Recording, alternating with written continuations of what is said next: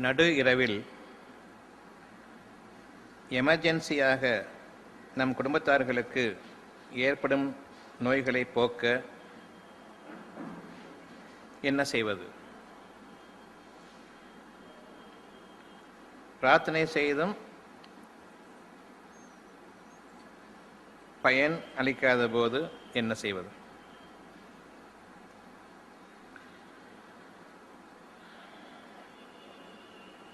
பிரார்த்தனையின் போது பயனளிக்கவில்லை. நம்ம எப்போ பிரார்த்தனை செய்வோம்னு சொன்னால், எப்போ டாக்டர்கள் கைவிட்டுட்டாங்களோ அப்போ பிரார்த்தனை செய்வோம். டாக்டர்களுக்கும் நம்பிக்கை இல்லை, பிரார்த்தனை செய்ததற்கும் பயனில்லை. ஆகவே அந்த நோயாளி இறந்து விட்டார். பிரார்த்தனை செய்தும் பயனில்லை. டாக்டர்கள் கூறுவது நிச்சயமில்லை. எமர்ஜென்சி என்பது டாக்டரிடம் செல்லும் பொழுது எமர்ஜென்சி வார்டில் அட்மிட் பண்ண பிறகு எப்படி டாக்டர் குணமாயிருமான்னு கேட்டால் என்ன சொல்வார்? தன்னால் பொழைச்சி வந்தால் தவிர நிச்சயம் இல்லை. ஒரு நாளைக்கு எதுவும் சொல்ல முடியாது, 48 மணி நேரத்துக்கு ஒன்றும் சொல்ல முடியாது. என்ன அர்த்தம் அதுக்கு? நிச்சயமில்லை. தானே பிழைத்தால் தவிர நிச்சயமில்லை. ஆகவே டாக்டரை பொறுத்த வரைக்கும் எமர்ஜென்சியில் நிச்சயமில்லை. உங்களை பொறுத்தவரையில் பிரார்த்தனைக்கு பயன் இல்லை.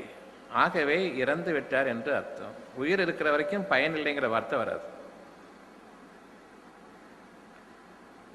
அல்லது பிரார்த்தனை செய்யறதுனால எந்த புண்ணியமும் ஆக போகிறதில்லைன்னு நீங்களே முடிவு பண்ணிட்டீங்களா? நாம் முடிவு செய்து கொண்டது நமக்கே மிகவும் கேடானதாகும். பயன் இல்லை என்று நீங்கள் கூறிய பிறகு அவர் இறந்து விட்டார் என்பது பொருள்.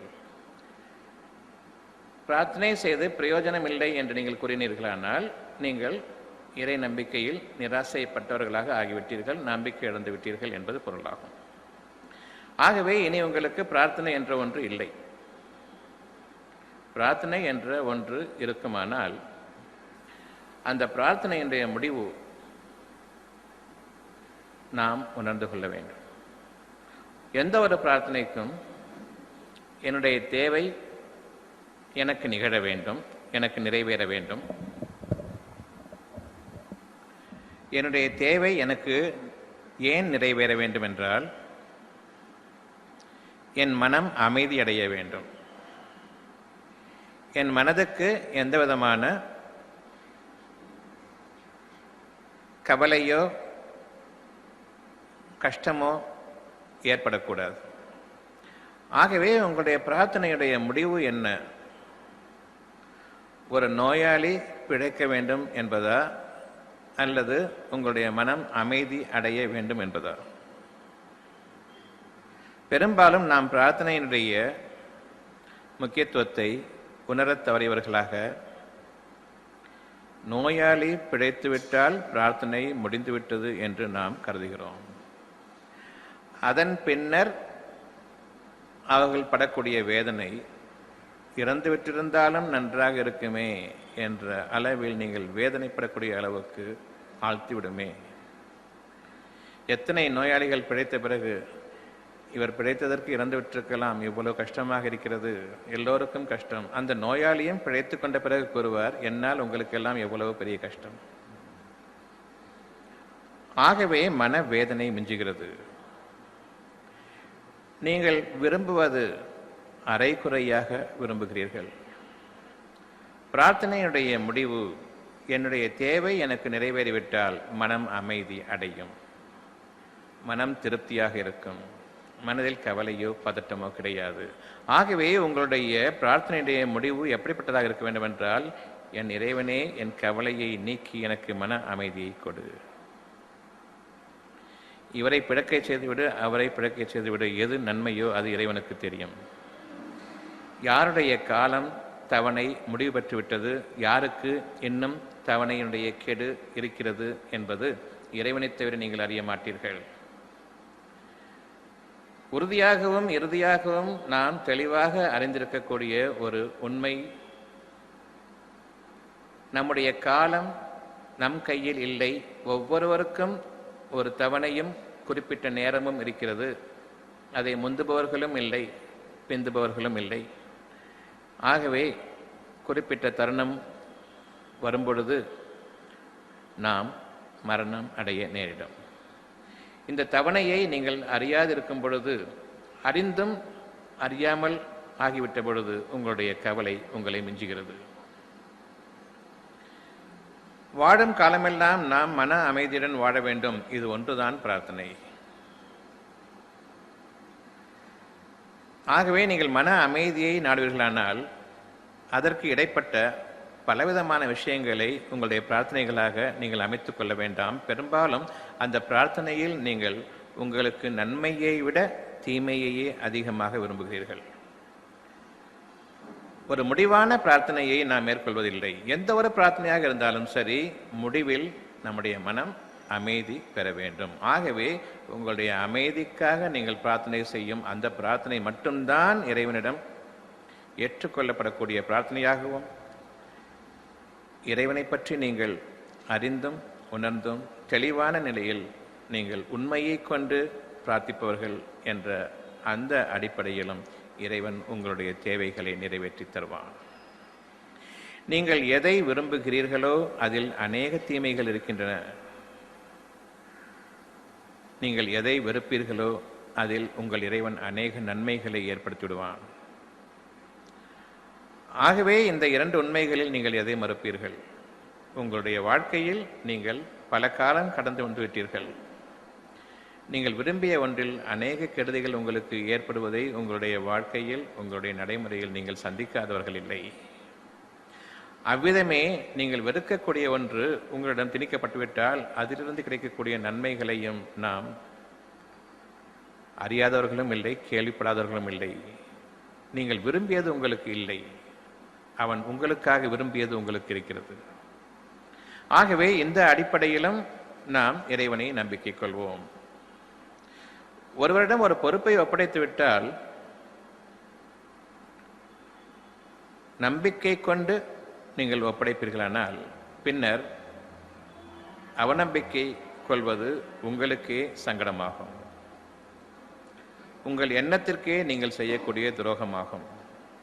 உங்களுக்கு நீங்களே ஏற்படுத்தி கொள்ளக்கூடிய ஒரு இழிவான ஒரு நிலையாகும். நம்பிக்கை கொண்ட பிறகு மனதில் சந்தேகம் கொண்டிருப்பது. ஆகவே நாம் இறைவனுக்கு நன்றியடையவர்களாக இருக்காமல் நம்பிக்கை கொண்டேன் என்று கூறிய நிலையிலேயே நீங்கள் அவனை நிராசைப்பட்டவர்களாகவும் சந்தேகிப்பவர்களாகவும் இருக்கிறீர்கள்.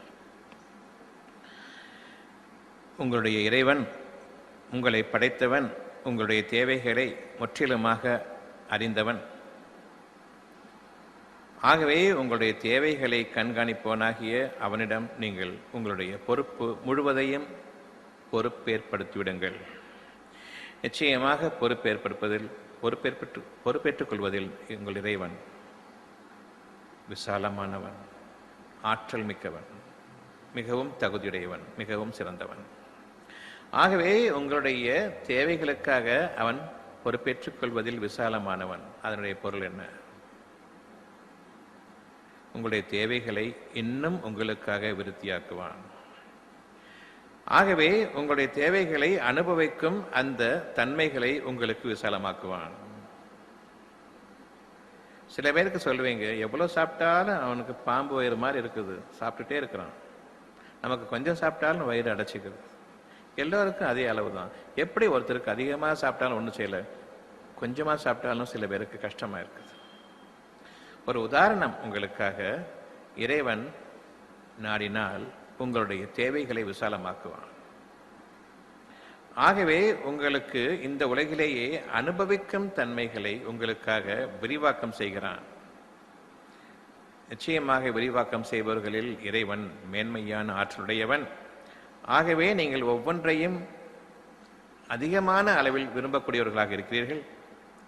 ஆனால் உங்களால் அதை அனுபவிக்கக்கூடிய அந்த தன்மை உங்களுக்கு இருக்கிறதா என்றால் கிடையாது.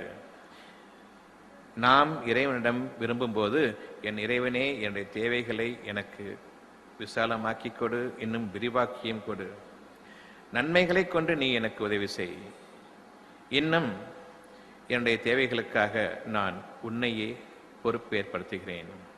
ஆகவே இறைவன் பொறுப்பேற்றுக் கொள்வதில் மிகவும் விசாலமானவன். உங்களுடைய தேவைகளை மட்டும் நீங்கள் கேட்பீர்களானால் அந்த தேவைகளை அறிவித்தவன் உங்களுடைய இறைவன்தான். எனவே அவனிடம் நீங்கள் அதே தேவையை கேட்கும் பொழுது அறிவித்தவனே அவன்தான், அவனுக்கு நீங்கள் திரும்பவும் அறிவிக்கிறீர்களா? அது பிரார்த்தனையாக அமையாது. ஒரு நோய் வாய்ப்பட்டுவிட்ட ஒரு மனிதருக்காக நாம் பிரார்த்தனை செய்யும் பொழுது அந்த நோயை நீக்கிவிடு என்று கூறுகிறோமே தவிர மீண்டும் அந்த நோய் வராமல் பாதுகாத்துக்கொள் என்று நாம் கேட்பதில்லை. இந்த நோய்க்கு காரணமாக இருக்கக்கூடிய அந்த பலவீனத்தை நீ நீக்கிவிடு என்று கேட்பதற்கு பதிலாக அந்த நோயை நீக்கிவிடு என்று மட்டுமே கேட்கிறோம்.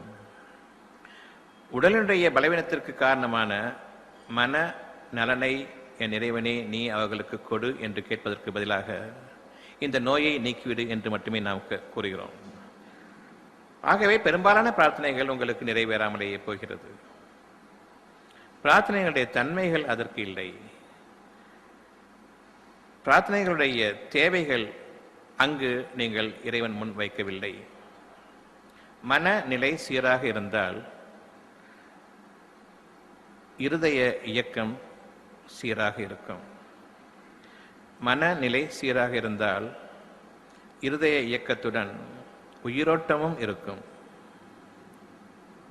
மனநிலை சீராக இருக்கும் பொழுது உயிரோட்டம் மிக்க அந்த இரத்த ஓட்டத்தில் எந்த ஒரு கேடும் அது சென்றடையும் இடங்களில் நிலை பெற முடியாது.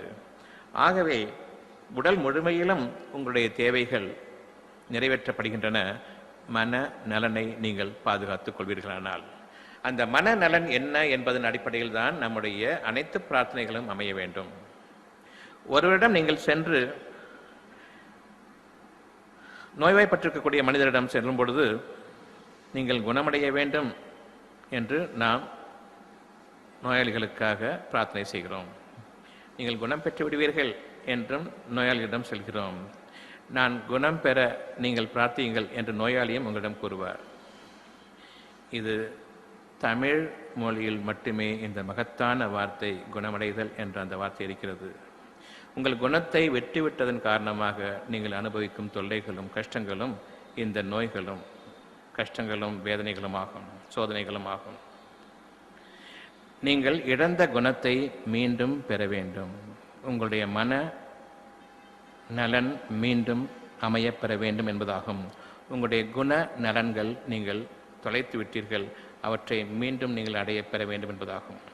ஆகவே நீங்கள் குணமடைய வேண்டும் என்றால் உங்களுடைய மனதின் நலன்கள் திரும்பவும் நீங்கள் எதை விட்டுவிட்டீர்களோ, எதை தொலைத்து விட்டீர்களோ, அல்லது எதை நீங்கள் குறைபாட்டில் ஆக்கிவிட்டீர்களோ அதை நீங்கள் நிவர்த்தி செய்ய வேண்டும். மீண்டும் அந்த மனநலன்களை நீங்கள் திரும்ப பெற வேண்டும். உங்களுடைய குணங்களை நீங்கள் பாதுகாத்துக் கொள்ளுங்கள். ஆகவே உங்களுடைய குண நலன்களை நீங்கள் மீண்டும் பெற நான் இறைவனிடம் பிரார்த்திக்கிறேன். இது மட்டுமே சிறந்த பிரார்த்தனை. உங்களுக்கு இழந்த குணத்தை மீண்டும் தருபவன் அந்த இறைவன்தான். ஏனென்றால் அவன் அனைத்து குணங்களின் ஆற்றல் மிக்கவன். அந்த அனைத்து குணங்களையும் கொண்டே அவனுடைய பெயர் நிலை பெற்றிருக்கிறது. அவனுடைய குணங்கள், அவனுடைய பண்புகள் நாம் அறிந்திருக்கிறோம். அவன் உங்கள் மீது மிகவும் பொறுமையாளன்.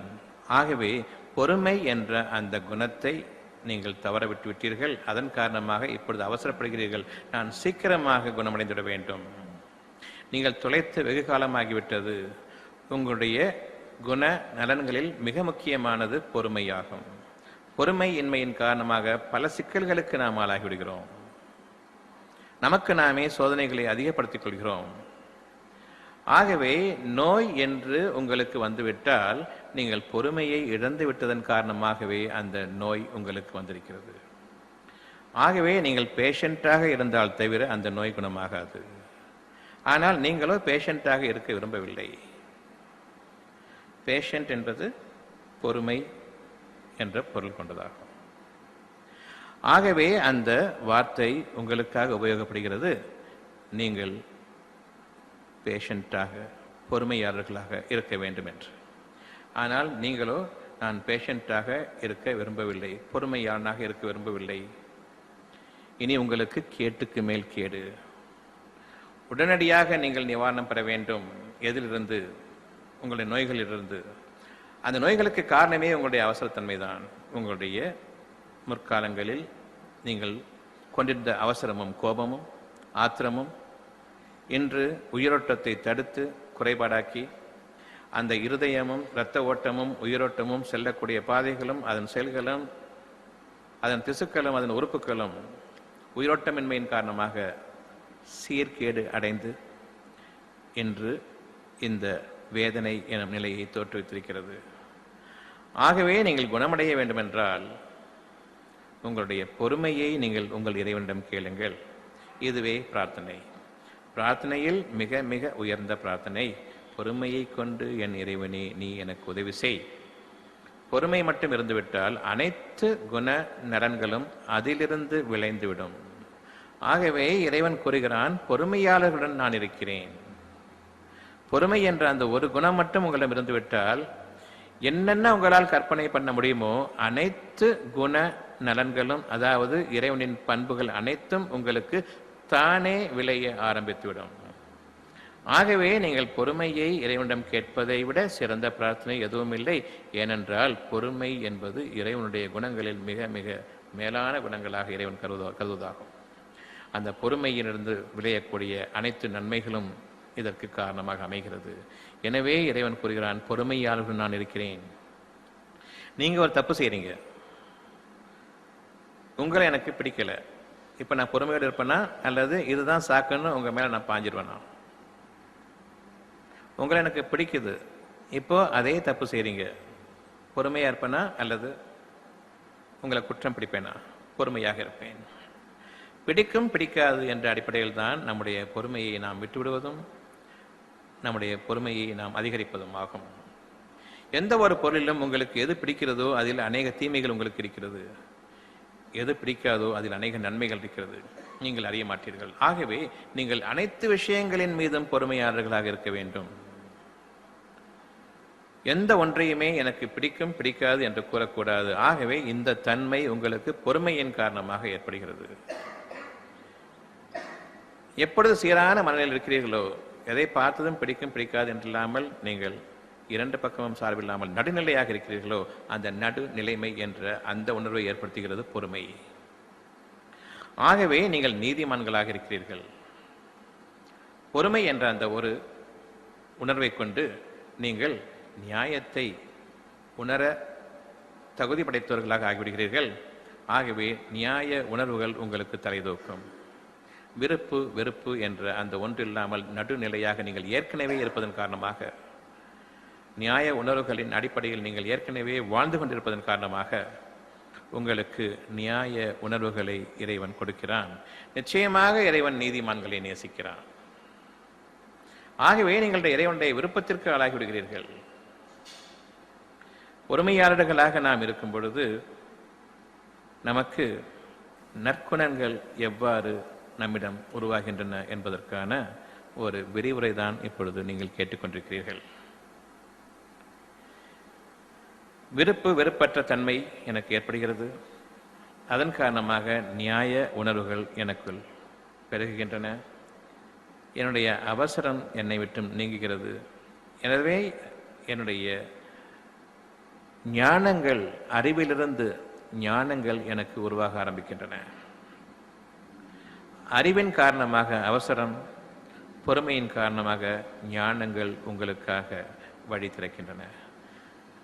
அறிவுக்கும் ஞானங்களுக்கும் உள்ள வித்தியாசம், அறிவு என்பது புற புலன்களுக்கு ஏற்புடையதாக இருக்கும். 5 புலன்களுக்கும் அது ஏற்புடையதாக இருக்கும். ஒரு பொருள் வடிவத்தில் ஆனதாகும். பொருள் வடிவம் இல்லாமல் உங்களுக்கு எந்த நம்பிக்கையும் ஏற்படாது. இது அறிவு. பார்த்தால் தவிர நான் நம்பிக்கை கொள்ள மாட்டேன். இது அறிவு. ஞானங்கள் என்பது உங்களுடைய இந்த 5 புலன்களுக்கும் அப்பாற்பட்டது, அறிவுக்கு அப்பாற்பட்டது. ஒரு எமர்ஜென்சி என்று வந்துவிட்டால் என்னுடைய அறிவுக்கு இது நான் பார்த்தவரையிலும், கேள்விப்பட்டவரையிலும், கேட்டவரையிலும் இது பிழைக்காது. இதற்கு மேலாக உங்களுக்குள் ஒரு ஞானம் நான் பிழைக்க வேண்டும். அந்த விருப்பங்கள் ஞானங்களாகும். உங்களுடைய விருப்பங்களை அறிவு, உங்களுடைய அறிவு நீங்கள் படித்தும் கேட்டும் படிப்பினைகளாக பெற்றும் கேள்விப்பட்டும் நீங்கள் வைத்திருக்கக்கூடிய அறிவு அந்த விருப்பங்கள் எனும் ஞானங்களை எட்டி பிடிக்க முடியாது. ஆகவே சீச்சி இந்த பழம் புளிக்கும் என்ற அடிப்படையில் அந்த ஞானங்களை, உங்கள் அழகான விருப்பங்களை, உங்களுடைய அறிவை கொண்டு அடைய முடியாத அந்த விருப்பங்களை நீங்கள் விட்டு விடுகிறீர்கள். எனவே இதன் காரணமாக மனதில் ஒரு வெட்டு ஏற்படுகிறது. ஒரு வெற்றிடம் உங்களுடைய மனதில் ஏற்பட்டுவிடுகிறது. உங்களுடைய விருப்பத்தை நீங்கள் உங்களுடைய அறிவை கொண்டு நிகழ்த்தி கொள்ள வேண்டும். முடியுமா முடியாதா என்று பார்க்கும் பொழுது நிச்சயமாக இந்த அறிவுக்கு எட்டாததுதான் உங்களுடைய விருப்பம். ஏனென்றால் இந்த விருப்பமானது ஞானமிக்க அந்த இறைவனிடமிருந்து உங்களுடைய இருதயங்களில் புகட்டப்பட்டதாகும். ஆகவே நீங்கள் நம்பிக்கை கொள்ளுங்கள். இப்பொழுது பொறுமையை மேற்கொள்ளுங்கள். அந்த ஞானங்கள் அளவுக்கு உங்களுடைய அறிவு உயர்த்தப்படும் வரையில் எடுத்த எடுப்பில் உங்களுடைய அறிவை கொண்டு எந்த ஒரு விருப்பத்தையும் இல்லை, இது முடியாது, இது வேலைக்கு ஆகாது என்ற அந்த அடிப்படையில் நீங்கள் ஒருபோதும் விட்டுவிடுவது உங்களுக்கு எதிராகவே, உங்களுடைய நன்மைகளுக்கு எதிராகவே நீங்கள் ஏற்கனவே தலைப்பட்டு விட்டீர்கள் என்பதை உங்களுக்கு உணர்த்த வேண்டும்.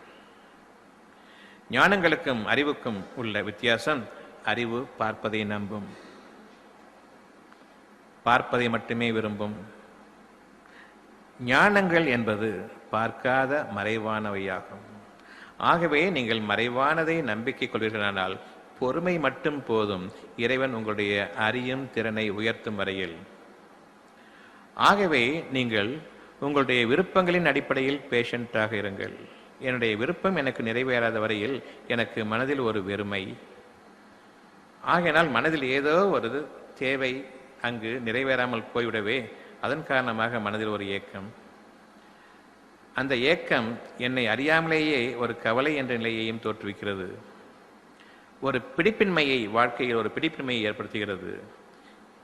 ஏனோ மனதும் வெறுமையாக இருக்கிறது. அது ஏனோ அல்ல, நீங்கள் தொலைத்துவிட்ட உங்கள் அறிவை கொண்டு உரசி பார்த்து உங்கள் இறைவன் உங்களுக்காக, உங்களுடைய தேவையாக, அத்தியாவசிய தேவையாகவும் உங்களுக்காக அறிவித்த ஒரு அழகான அந்த ஞானத்தை நீங்கள் உங்களுடைய அறிவை கொண்டு அதை பிடித்து விடலாம் என்று எண்ணி நீங்கள் முயற்சி செய்ததன் காரணமாகவும் பின்னர் இந்த அறிவை கொண்டு இது நிச்சயமாக முடியாது, ஏனென்றால் இப்படிப்பட்ட ஒரு விருப்பத்தை நாம் கேள்விப்பட்டதில்லை, ஆகவே இது சாத்தியமில்லை என்று நீங்கள் விட்டுவிட்டீர்களே, அந்த ஞானங்களை நீங்கள் விட்டுவிட்டதன் காரணமாக இன்று நீங்கள் ஒரு வெறுமையையும் ஒரு விரக்தியையும் மனவேதனையையும் அனுபவித்துக் கொண்டிருக்கிறீர்கள். அறியாமலேயே ஒரு கவலை, அறியாமலேயே ஒரு பயம். அது என்ன? நீங்கள் ஞானங்களை மட்டும் நம்பியிருப்பீர்களானால் இந்த இனம் புரியாத கவலை, பயம் என்ற அந்த உணர்வு நம்மை விட்டு நீங்கியிருக்கும். ஏனென்றால் அது உங்களுக்கு அந்த ஞானங்கள் மட்டும் நீங்கள் கிடைக்கப்பட்டிருப்பீர்களானால் இன்று உங்களுக்கு அந்த பயம் என்ன என்பதை உணர்த்தியிருக்கும். அந்த பயத்திலிருந்து நீங்கள் நீங்கி அழகான அந்த உங்களுடைய விருப்பங்களை நிறைவேற்றி கொண்டு மன நிறைவுடன் வாழக்கூடிய அந்த வாழ்க்கையை உங்களுக்கு கொடுத்திருக்கும். நம்பிக்கை எதன் மீது? பார்ப்பவற்றின் மீது அல்ல, மறைவானவற்றின் மீது.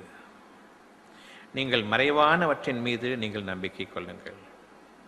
ஆகவே நம்பிக்கை என்பது உங்களுடைய பொறுமையின் அடிப்படையில் உங்களுடைய அறிவு ஞானத்தை எட்டக்கூடிய அளவுக்கு இறைவன் விருத்தி செய்யும் பொழுது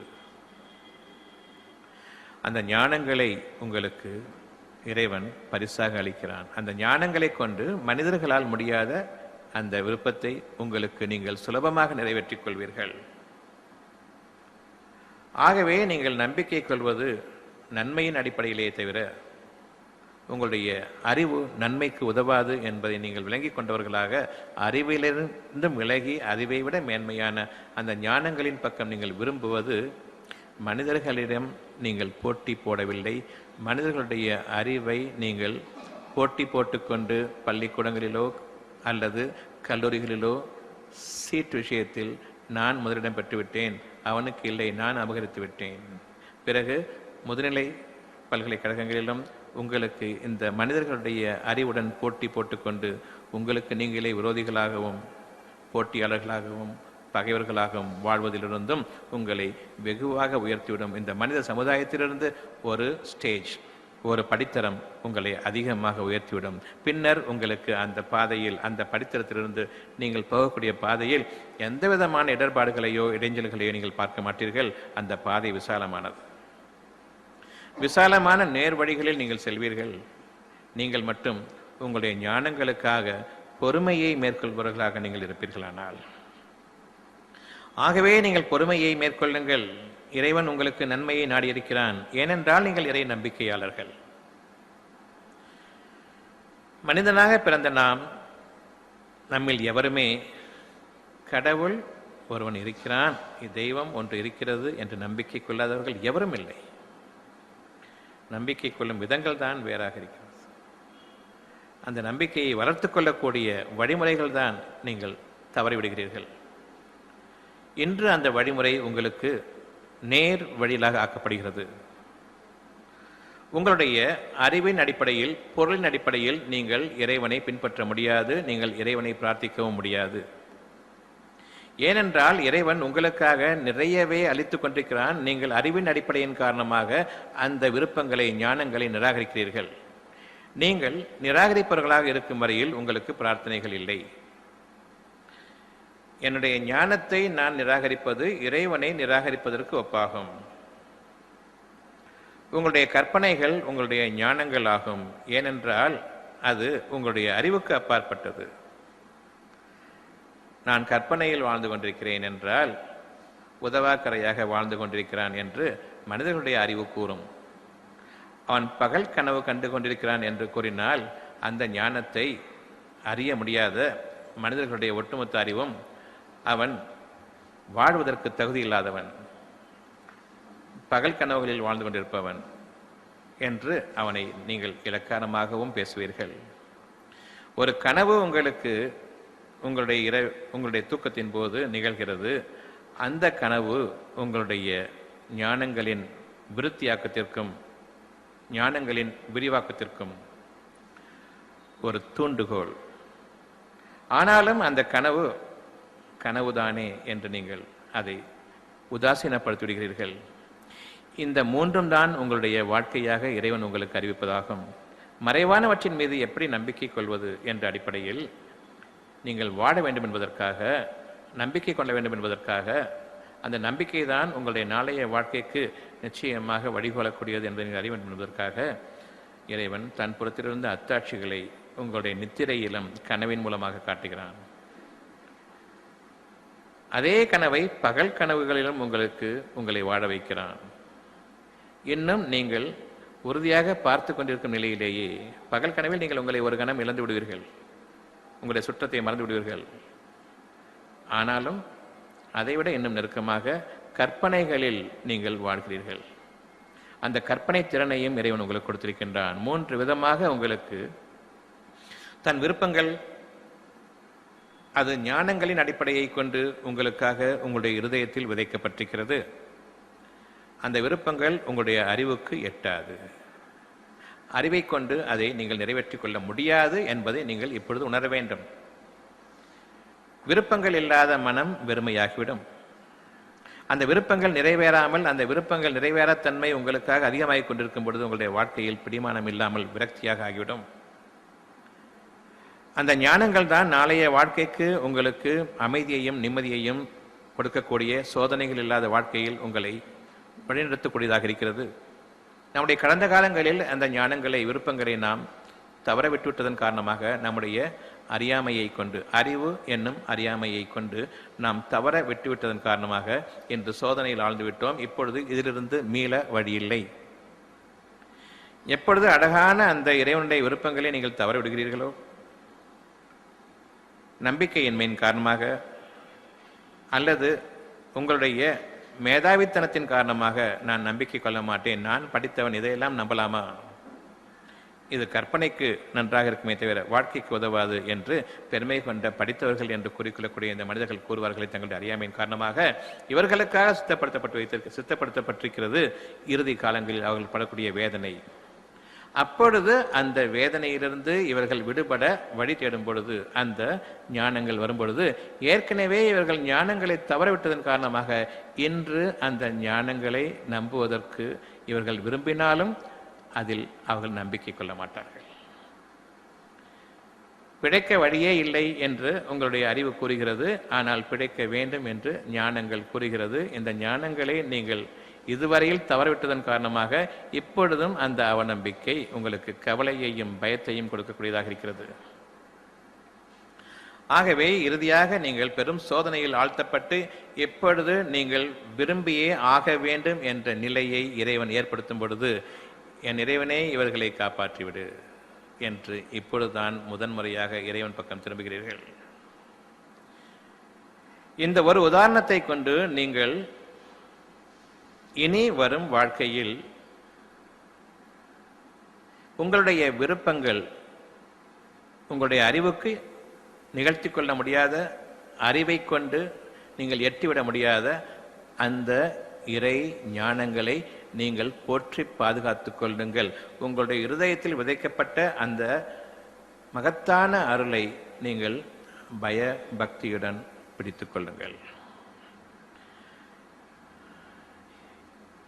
வாழ்க்கை பூராவும் உங்களுக்கு விருப்பங்களை இறைவன் அளித்துக் கொண்டிருக்கிறான். அதாவது ஞானங்களை, அறிவுக்கு பொருந்தாத, அறிவுக்கு அப்பாற்பட்ட ஞானங்களை உங்களுக்கு அளித்துக் கொண்டிருக்கின்றான். இப்பொழுதும் கூட உங்களுக்கு ஆயிரம் எண்ணங்கள். அவனுடைய அந்த அருட்கொடைகளை நீங்கள் கணிப்பீர்களானால் எண்ணி முடியாது.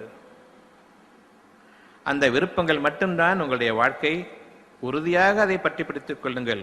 உங்களுடைய இருதயத்தில் உங்கள் இறைவன் எதை இறக்கி வைத்தானோ அதை நீங்கள் உறுதியாக பற்றி பிடித்துக் கொள்ளுங்கள். மனிதர்களிடம் அதனுடைய வழிமுறைகளை நாடி செல்ல வேண்டாம். நீங்கள் நிராகரிப்பவர்களாக ஆகிவிடுவீர்கள். மனிதர்களிடம் அதனுடைய அறிவு கிடையாது. ஏனென்றால் நீங்களும் மனித சமுதாயத்தில் ஒருவர்தான். உங்களுடைய அறிவை கொண்டு நீங்கள் அதை உரசி பார்ப்பீர்களானால் நிச்சயமாக மனித சமுதாயத்தில் இந்த ஒரு விருப்பத்தை நிறைவேற்றக்கூடிய அறிவு இல்லை. ஆகவே இப்பொழுது உங்களுடைய இறைவன் பக்கம் திரும்புங்கள். என் இறைவனே எனக்கு இதை நிறைவேற்றிக் கொடு. எந்த ஒரு விஷயத்தையும் உங்களுடைய இருதயத்தில் இறைவன் இறக்கும் பொழுது அந்த விஷயம் மறைவானது. இன்று வரையில் மனித அறிவுக்கு வெளிப்படையாக இருக்கக்கூடிய அந்த அறிவை கொண்டும் நடைமுறையை கொண்டும் அந்த ஒரு விருப்பத்தை நிறைவேற்றிக் கொள்ள உங்களால் முடியாது என்று நீங்கள் அறியும் பொழுது, இதுதான் நான் என் இறைவன் பக்கம் திரும்புவதற்கான ஒரே பிடிமானம். இப்பொழுது நான் என்னுடைய இறைவன் பக்கம் என்னுடைய பிரார்த்தனையை அமைக்கிறேன். ஆகவே நான் நம்பிக்கை கொள்கிறேன், என் இறைவனே, இதை நீ உன் புறத்தில் பொறுப்பேற்றுக் கொள்வாயாக. என்னுடைய அறிவின் பக்கம் இந்த ஒரு ஞானத்தை நீ விட்டுவிடாதே. அதன் காரணமாக நான் அதை தொலைத்துடுவேன். ஏனென்றால் என் அறிவு இந்த ஞானத்தை நம்பாது. பார்க்காதவரை என் அறிவு நம்பாது. பார்த்த பிறகு நம்புவதற்கு நாம் மனிதர்களாக இருக்க வேண்டிய அவசியம் இல்லை. நாயும் பேயும் கழுதையும் கூட பார்த்த பிறகு நம்பும். நாம் மனிதர்கள். மனம் என்ற ஒன்று அந்த அமைப்பு கொண்டு நம்ப வேண்டும். மனதில் மறைவாக இருக்கக்கூடிய அந்த உண்மைகளை கொண்டு நம்ப வேண்டும். ஆகவே பயம் என்ற அந்த உணர்வுகள் எப்பொழுது உங்களுக்கு தோன்றும் என்றால், இந்த ஞானங்களை, உங்களுடைய விருப்பங்களை நீங்கள் முடியாது என்று சொல்லும் பொழுது இறைவனுக்கு முடியாது என்கிறீர்கள். அல்லது இறைவனர்வே உங்களுக்கு இல்லை, நான் தான் இறைவன், படித்தவன், இறைவனுக்கு இணையாக நான் இருக்கிறேன், ஆகவே என்னால் முடியாது. நீங்கள் அந்த உணர்வை படைக்கவில்லை. விருப்பங்கள் உங்களுடைய ஞானங்களாக விதைக்கப்படும் பொழுது அதை நீங்கள் விதைக்கவில்லை. விதைத்த பிறகு நான் படித்தவன், இதெல்லாம் ஆவதற்கில்லை என்று நீங்கள் விட்டுவிடுகிறீர்களே. படைப்பாளன் உங்களுக்காக படைக்க அதை நிராகரிப்பதை தவிர உங்களுடைய அறிவுக்கு என்ன இருக்கிறது? என்ன தகுதி உங்களுடைய அறிவுக்கு இருக்க முடியும் என்று நினைக்கிறீர்கள்? அதை நிராகரிப்பதை தவிர. அந்த அளவுக்கு கொச்சையானதும். உங்களுக்காக இறைவன் தான் அந்த அறிவை படைத்தான். கண்கள், காதுகள், மூக்கு, வாய், தொடு உணர்வுகள் என்ற இந்த அமைப்பை கொண்டு ஒரு சொற்பமான அறிவை உங்களுக்காக படைத்தவன் அவன்தான். இதை கொண்டு நீங்கள் உங்களுடைய விருப்பங்கள் ஒரு காலம் அடைய முடியாது. இது தரங்கெட்டது என்பதை நீங்கள் உணர வேண்டும் என்பதற்காக அந்த அறிவை படைத்தான். அந்த அறிவை கொண்டு நீங்கள் பெருமை கொண்டு விட வேண்டும் என்பதற்காகவோ, இறைவனுடைய ஞானங்களை நீங்கள் நிராகரிக்க வேண்டும் என்பதற்காகவோ, அதன் காரணமாக நீங்கள் சீரடைந்து போக வேண்டும் என்பதற்காகவோ அந்த அறிவை கொடுக்கவில்லை. கொடுக்கப்பட்ட அறிவு என்னுடைய வாழ்க்கைக்கு போதாது, உதவாது என்பதை நீங்கள் அறிவதற்காகத்தான். ஆனால் நீங்களோ அந்த கொடுக்கப்பட்ட அறிவை கொண்டு ஞானங்களாக இறைவன் எது வாழ்க்கைக்காக உங்களுக்கு அமைத்தானோ அது உருப்படாது, அது உங்களுக்கு தேவையில்லாதது, அது உண்மை இல்லை என்று நீங்கள் நிராகரிக்கிறீர்கள். ஆகவே நாம் நன்மைக்கு பதிலாக தீமைகளை விலைக்கு வாங்கிக் கொண்டோம். ஞானங்கள் என்பது உங்களுடைய விருப்பங்கள், இறைவன் உங்களுக்காக தோற்றுவிக்கும் விருப்பங்கள், அவ்வளவுதான். பெரிய அளவில் அதற்காக ஒரு வியாக்கியானத்தை தேட வேண்டாம். இதற்கு அப்பால் உள்ள வியாக்கியானங்கள் அவ்வளவும் ஞானம் என்ற அந்த ஒரு வார்த்தைக்கு பொருந்தாத வியாக்கியானங்களாக இருக்கும். அறிவு என்பது கண்கள் பார்ப்பதை நம்புவதாகும். ஞானங்கள் என்பது மனம் விரும்புவதை நம்புவதாகும். ஆகவே நீங்கள் மனம் விரும்புவதை நம்புங்கள். உங்களுடைய இருதயத்தில் இறைவன் எதை விதைத்தானோ அதை நீங்கள் இன்று உதாசீனப்படுத்தி புறக்கணிப்பீர்களானால் ஞானங்களை நம்ப வேண்டிய பழக்கங்களுக்கு நீங்கள் ஆளாகாத நிலையில், ஞானங்களை கொண்டுதான் வாழ முடியும் என்ற நம்பிக்கையை நீங்கள் வளர்த்துக் கொள்ளாத நிலையில், எண்ணிலடங்காத ஞானங்களை இறைவன் உங்களுக்கு விருப்பங்களாக கொடுக்க அவ்வளவையும் நீங்கள் தொலைத்த நிலையில் இறுதியாக நீங்கள் பிடிக்கப்படுவீர்கள். ஞானங்களை நம்பித்தான் ஆக வேண்டும் என்பதற்காக. அன்று மனிதர்கள் உங்களுக்கு உதவி புரிய சக்தி பெற மாட்டார்கள். அந்த நாளில் நீங்கள் இறைவன் பக்கம் திரும்புவீர்கள். என் இறைவன் எனக்காக இந்த ஒரு விருப்பத்தை மனிதர்களால் முடியாது, கைவிட்டு விட்டார்கள், ஆனால் எனக்கு இந்த காரியம் நிறைவேறிய ஆக வேண்டும், என் இறைவனே எனக்கு நீ உதவி செய் என்று இறுதியாக திரும்புவீர்களே, அப்பொழுது இறைவன் உங்களுடைய அந்த பிரார்த்தனையை ஏற்றுக்கொள்ளலாம் அல்லது உங்களுக்கு வரும் வேதனையை உங்கள் மீது சாட்டிவிடலாம். அது எந்த அளவுக்கு நீங்கள் அந்த ஞானத்தை உங்களுடைய தேவைகளாக வாழ்க்கையாக அடைய பெற்ற பின்னர் மீண்டும் உங்களுடைய படைநிலைக்கு நீங்கள் நன்றி கெட்டவர்களாக திரும்பிடுவீர்கள் என்பதை இறைவன் எந்த அளவுக்கு அறிந்திருக்கிறானோ அதை பொறுத்திருக்கிறது. நீங்கள் திருந்த மாட்டீர்கள் என்பது அவன் அறிந்திருப்பானேயானால் நிச்சயமாக உங்களுடைய காலத்தை அவன் முடித்துவிடுகிறான். உங்களிடம் நன்மை இருக்கிறது, ஞானங்களை நீங்கள் ஏற்று நடக்கக்கூடிய நம்பிக்கை கொண்டு மறைவான உண்மைகளையும் விருப்பங்களையும் நீங்கள் ஏற்று நடக்கக்கூடியவர்கள், அந்த தன்மை இருக்கிறது என்ற அந்த நன்மையை உங்களிடம் இருப்பதாக அவன் அறிவானையானால் உங்களுக்கு வாய்ப்பை கொடுக்கிறான், மீண்டும் உங்களை உயிர் பெற்றடச் செய்கிறான். ஆகவே நீங்கள் உங்களுடைய அன்னையரின் வயிறுகளில் சிசுக்களாக இருக்கும் பொழுதே அவன் உங்களுடைய தன்மைகளை நன்கறிந்தவன், நீங்கள் யார் என்பதை நன்கறிந்தவன், உங்களை படைத்த இறைவன் எந்த அப்பழுக்கும் இல்லாத நிலையில் உங்களை படைத்திருக்கிறான் என்பதை அவன் நன்கறிந்தவன், எந்த குறைகளும் இல்லாத மனநிலையை கொண்டு இறைவன் உங்களை படைத்திருக்கிறான் என்பதை உங்களை பற்றி நன்கறிந்தவன். ஆகவே நீங்கள் இறைவனை குறை சொல்ல வேண்டாம்.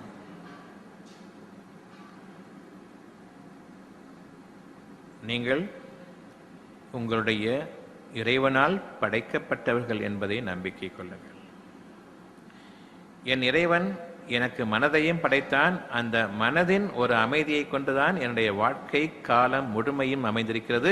அந்த மனதில் ஒரு கலவரம் ஏற்பட்டுவிட்டால் என் வாழ்க்கையை நான் நிச்சயமாக முடித்துக் கொள்வேன். அந்த அளவுக்குத்தான் என்னுடைய அறிவு.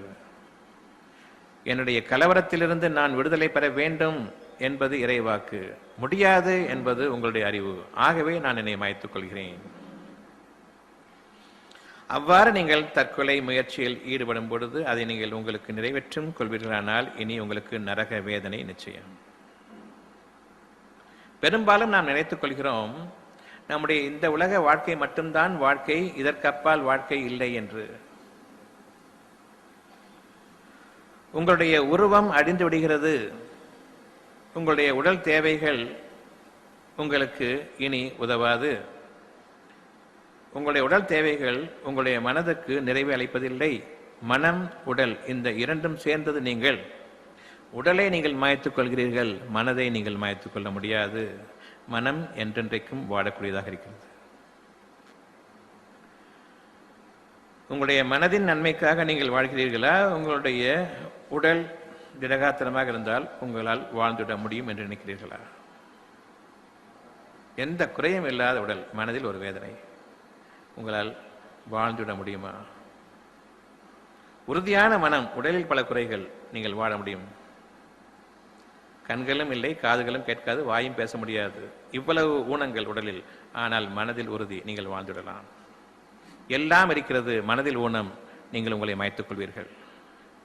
இதில் எந்த வாழ்க்கை உங்களுக்கு சிறப்புடையதாகவும் மேன்மையுடையதாகவும் இறைவன் அமைத்திருக்கிறான் என்றால் மன வாழ்க்கை, மன ரீதியான வாழ்க்கை, மறைவான வாழ்க்கை.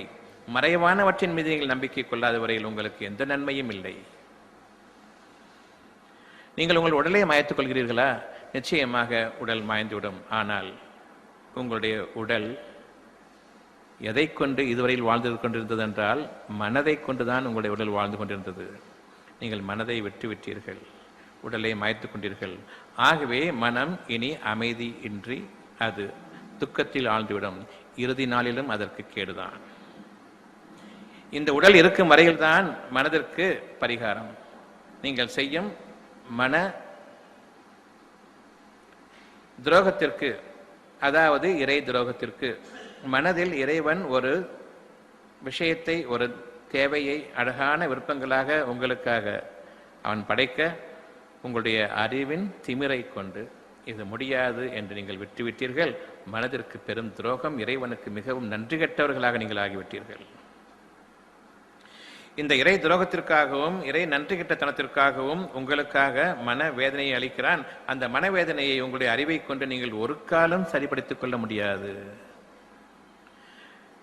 டாக்டர்களாக இருக்கக்கூடிய நாங்கள் உடல் வேதனைக்கு ஓரளவுக்கு சுகத்தை கொடுக்க முடியுமே தவிர மனம் வேதனை என்ற ஒன்றுக்கு ஒருபோதும் நெருங்க முடியாது.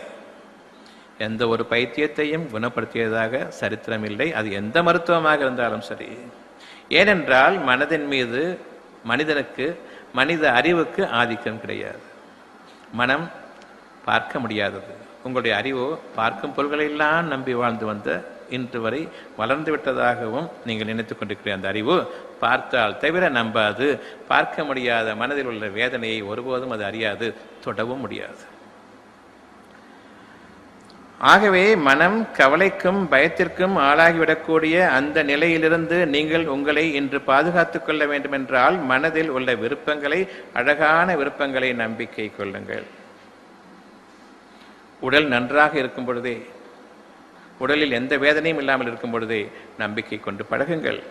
அவ்வாறு இல்லை என்றால் மனதில் ஏற்படக்கூடிய, இறைவன் விதைக்கக்கூடிய அந்த விருப்பங்களை, ஞானங்களை நான் நம்ப முடியாது என்றால் மறைவான அந்த வாழ்க்கையை நீங்கள் நம்ப முடியாதவர்களாக ஆகிவிட்டதன் காரணமாக, நம்பிக்கை கொள்ள மாட்டேன் என்று பிடிவாதமாக நீங்கள் இருப்பதன் காரணமாக உங்களை பிடியாக பிடிக்க கருதி உங்களுடைய மனதில் ஒரு வேதனையை இறைவன் தீண்டும் பொழுது நீங்கள் திக்கு தெரியாமல், திசை தெரியாமல் ஆகிவிடுகிறீர்கள். உங்களுடைய வாழ்க்கையை நீங்கள் முடித்துக் கொள்கிறீர்கள். பெரும் கலவரத்தில் நீங்கள் உங்களுடைய வாழ்க்கையை முடித்துக் கொள்கிறீர்கள். இப்பொழுது உங்களுடைய உடல் இல்லை, ஆனால் மனம் இருக்கிறது. நன்றாக சிந்தித்து பாருங்கள். உங்களுடைய தற்கொலையில் நீங்கள் உங்களுடைய உடலைத்தான் மாய்த்துக் கொள்கிறீர்கள். ஏனென்றால் மனதுக்கு அமைதி கிடைக்கவில்லை என்பதற்காக. உண்மையான வாழ்க்கை மனதில் இருக்கிறது, உங்களுடைய உடலில் இல்லை. நீங்கள் இப்பொழுது உங்களுடைய உடலை மாய்த்துக் கொண்டீர்கள், மனம் விடுபட்டு விடுகிறது. ஆகவே அதற்கு என்றென்றைக்கும் நரக வேதனை என்பதை நீங்கள் உணர்ந்து கொள்ளுங்கள். மனதை உங்களால் தூக்கில் போட முடியாது, உங்களுடைய கழுத்தை போட்டுக்கொள்ளலாம். பெரும்பாலும் நீங்கள் நினைக்கிறீர்கள், நான் உடலை மாய்த்துக் கொண்டால் நிம்மதி அடைந்து விடுவேன். நிச்சயமாக இல்லை. அங்குதான் பெரும் வேதனை ஆரம்பிக்கிறது. இனி உங்களுக்கு அந்த மனதுக்கு இறப்பு கிடையாது. வாழும் காலமெல்லாம் நீங்கள் நிலைத்து விடுவீர்கள். இனி உங்களுக்கு மரணம் இல்லை என்ற நிலையில் எவ்வளவு பெரிய வேதனையை நீங்கள் அனுபவிக்க வேண்டும் என்பதை நீங்கள் நினைவு கூறுங்கள். உடலை மாய்த்துக் கொண்டால் உங்களுக்கு நிம்மதி, விடுதலை என்று ஒருபோதும் நினைக்காதீர்கள். மனம் அமைதி அடைந்த நிலையில், உங்களுடைய தேவைகளை குறித்து அது அமைதி அடைந்த நிலையில், உங்களுக்காக விருப்பங்களாக கொடுக்கப்பட்ட அனைத்தின் மீதும் அது சுகம் அனுபவித்த நிலையில், அது மரணம் அடையும் பொழுது அந்த மனம் அமைதி அடைந்த மனமாக இருக்கும். இப்பொழுது உங்களுடைய உயிர் கைப்பற்றப்படுகிறது. நீங்கள் மாய்த்துக் கொள்ளவில்லை. இறைவன் திருப்தி அடைந்தான். ஆகவே அதற்கு அமைதியை அளிக்கிறான். சாந்தி அடைந்த ஆன்மாவே, நிச்சயமாக நீ நல்லோர்களின் கூட்டத்தில் சேர்ந்து விடு. ஆகவே ஒருபோதும் நீங்கள் உங்களுடைய உயிரை மாய்த்துக் கொள்ளக்கூடிய அந்த மிக பெரும் வேதனையின் பால், நிரந்தரமான வேதனையில், நரக வேதனையில், எந்த விதமான பரிகாரத்திற்கும் இடமில்லாத நிலையில் நீங்கள் உங்களுடைய உயிரை மாய்த்துக் கொள்ள விரும்பாதீர்கள். எப்பொழுது நீங்கள் நம்பிக்கையை விட்டுவிட்டீர்களோ அப்பொழுது நீங்கள் இறந்து விட்டவர்களுக்கு சமமாவீர்கள்.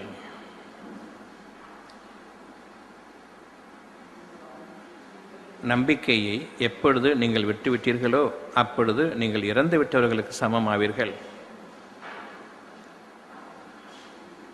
ஆகவே உயிர்கள் அவை மரணிக்கும் போது உங்களை இறைவன் கைப்பற்றுகிறான். நீங்கள் உயிர்கள் எப்பொழுது மரணித்து விட்டவர்கள்? வாழாத போது. உங்களுடைய வாழ்க்கை எதில் இருக்கிறது? உங்களுடைய மனதில் உள்ள விருப்பங்கள் உங்களுக்கு வாழ்க்கைக்காக ஆகமாகும் பொழுது நீங்கள் உங்களுடைய வாழ்க்கையை வாழ்கிறீர்கள்.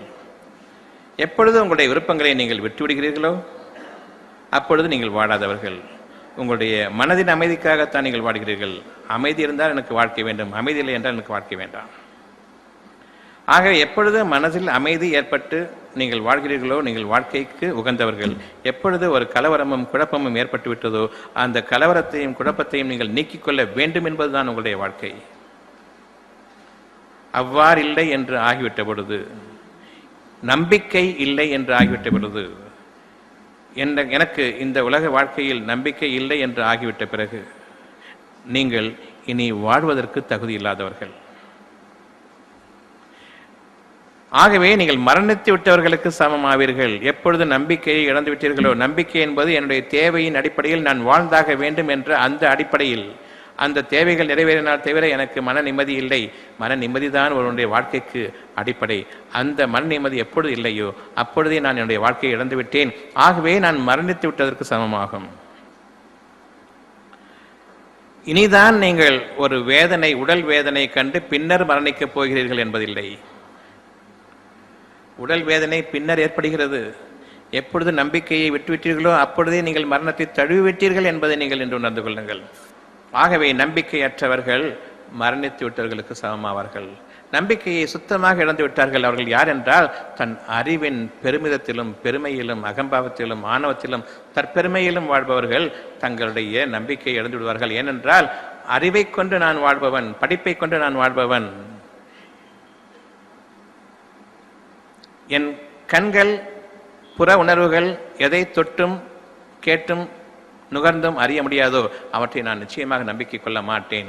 நாங்களெல்லாம் படித்தவர்கள், மறைவானதையெல்லாம் நாங்கள் நம்ப மாட்டோம், கண்ணால் காண்பா நாங்கள் நம்புவோம். இப்படிப்பட்ட இந்த தற்பெருமை கொண்ட மனித அறிவை நம்பி வாழ்பவர்கள் ஒருபோதும் மறைவானவற்றின் மீது நம்பிக்கை கொள்ள மாட்டார்கள். அவர்கள் தங்கள் பெருமையில் அழிந்து விடும் வரையில், இழிவு அவர்களை சூழ்ந்து கொள்ளும் வரையில், தப்பிக்க வழியில்லை என்று அவர்கள் ஆகிவிடும் வரையில் ஒருபோதும் நம்பிக்கை கொள்ள மாட்டார்கள். அந்த ஒரு நிலை ஏற்படும் பொழுது அவர்கள் நிராசைப்பட்டு விடுவார்கள். தப்பித்துக்கொள்ள வழி தேடினால் அவர்கள் உதவியும் செய்யப்பட மாட்டார்கள். ஆகவே உங்களுடைய இருதயத்தை நீங்கள் பேணிக்கொள்ளுங்கள். உங்களுடைய இருதயத்தில் உங்களுடைய இறைவன் ஆட்சி புரிகிறான், உங்களை ஆட்சி புரிகிறான். அந்த இருதயத்தில் அவன் கொடுக்கக்கூடிய ஒவ்வொரு நன்மையும் உங்களுக்கு அழகான விருப்பங்களாக இருக்கிறது. அந்த விருப்பங்கள் இறைவனுடைய ஞானங்கள். அவற்றை நீங்கள் நம்பிக்கை கொள்ளுங்கள். உங்களுடைய அறிவை கொண்டு முடியாது என்று நீங்கள் அதை புறக்கணித்துவிட வேண்டாம். இன்று நம்முடைய வாழ்க்கை நமக்கு மிகவும் லேசாக ஆகிவிட்டது. ஏனென்றால் என்னுடைய விருப்பங்களை நான் நம்பிக்கை கொள்வதை விட, நம்பிக்கை கொண்ட பிறகு பொறுமையை மேற்கொள்வதை விட, இனி பொறுமையுடன் நான் இருக்கும் பொழுது, நம்பிக்கை கொண்ட விதத்தில் பொறுமையுடன் இருக்கும் பொழுது, நான் இறைவனை நம்பிக்கை கொண்டு விட்டேன். ஞானங்களை நம்பியதன் காரணமாக, மறைவானதை நம்பியதன் காரணமாக நான் என் இறைவனை நம்பிக்கை கொண்டு விட்டேன். ஆகவே என் இறைவன் என் மீது திருப்தி கொண்டான், திருப்தி கொள்வான், திருப்தி கொண்டு விட்டான். சந்தேகம் இல்லாமல் என்னால் உணர முடிகிறது. எப்பொழுது நான் என்னுடைய விருப்பத்தை ஏற்றுக்கொண்டேனோ என் இறைவன் என்னை பற்றி திருப்தியடைந்தான். நான் நன்றியுடையவனாக இருக்கிறேன் என்பதன் காரணமாக கொடுத்ததை ஏற்றுக்கொண்டேன். என் அறிவின் பெருமையின் காரணமாக நான் இறைவனை நிராகரித்துவிடவில்லை. இன்று நமக்கு ஏக்கங்களாக மாறிவிட்டவைகளை நம்பிக்கை கொண்டு உங்களுடைய மன அமைதிக்கும் சமாதானத்துக்கும் ஆக்கிக் கொள்ளுங்கள். என் மனதில் உள்ள ஒரு விருப்பம் எனக்கு நிறைவேறாததன் காரணமாக ஏக்கங்களாக மாறிவிட்ட அந்த எண்ணங்களை நீங்கள் இன்று நம்பிக்கை கொண்டு மன நிறைவை கொடுக்கக்கூடிய மன சுகங்களாக இன்று மாற்றிக்கொள்ளுங்கள். நம்பிக்கையின் அடிப்படையில் இறைவன் உங்களை பற்றி இப்பொழுது முழுமையாக திருப்தி அடைந்துவிடுவான். எப்பொழுது இறைவன் உங்களை பற்றி திருப்தி அடைந்து விட்டானோ இனி அவன் உங்களுக்கு பாதுகாவலனாகவும் உதவியாளனாகவும் இருக்க போதுமானவன். ஏனென்றால் அவன் கொடுத்ததை நீங்கள் வாங்கி கொண்டதன் காரணமாக நீங்கள் அவனை கண்ணியப்படுத்தி விட்டீர்கள்.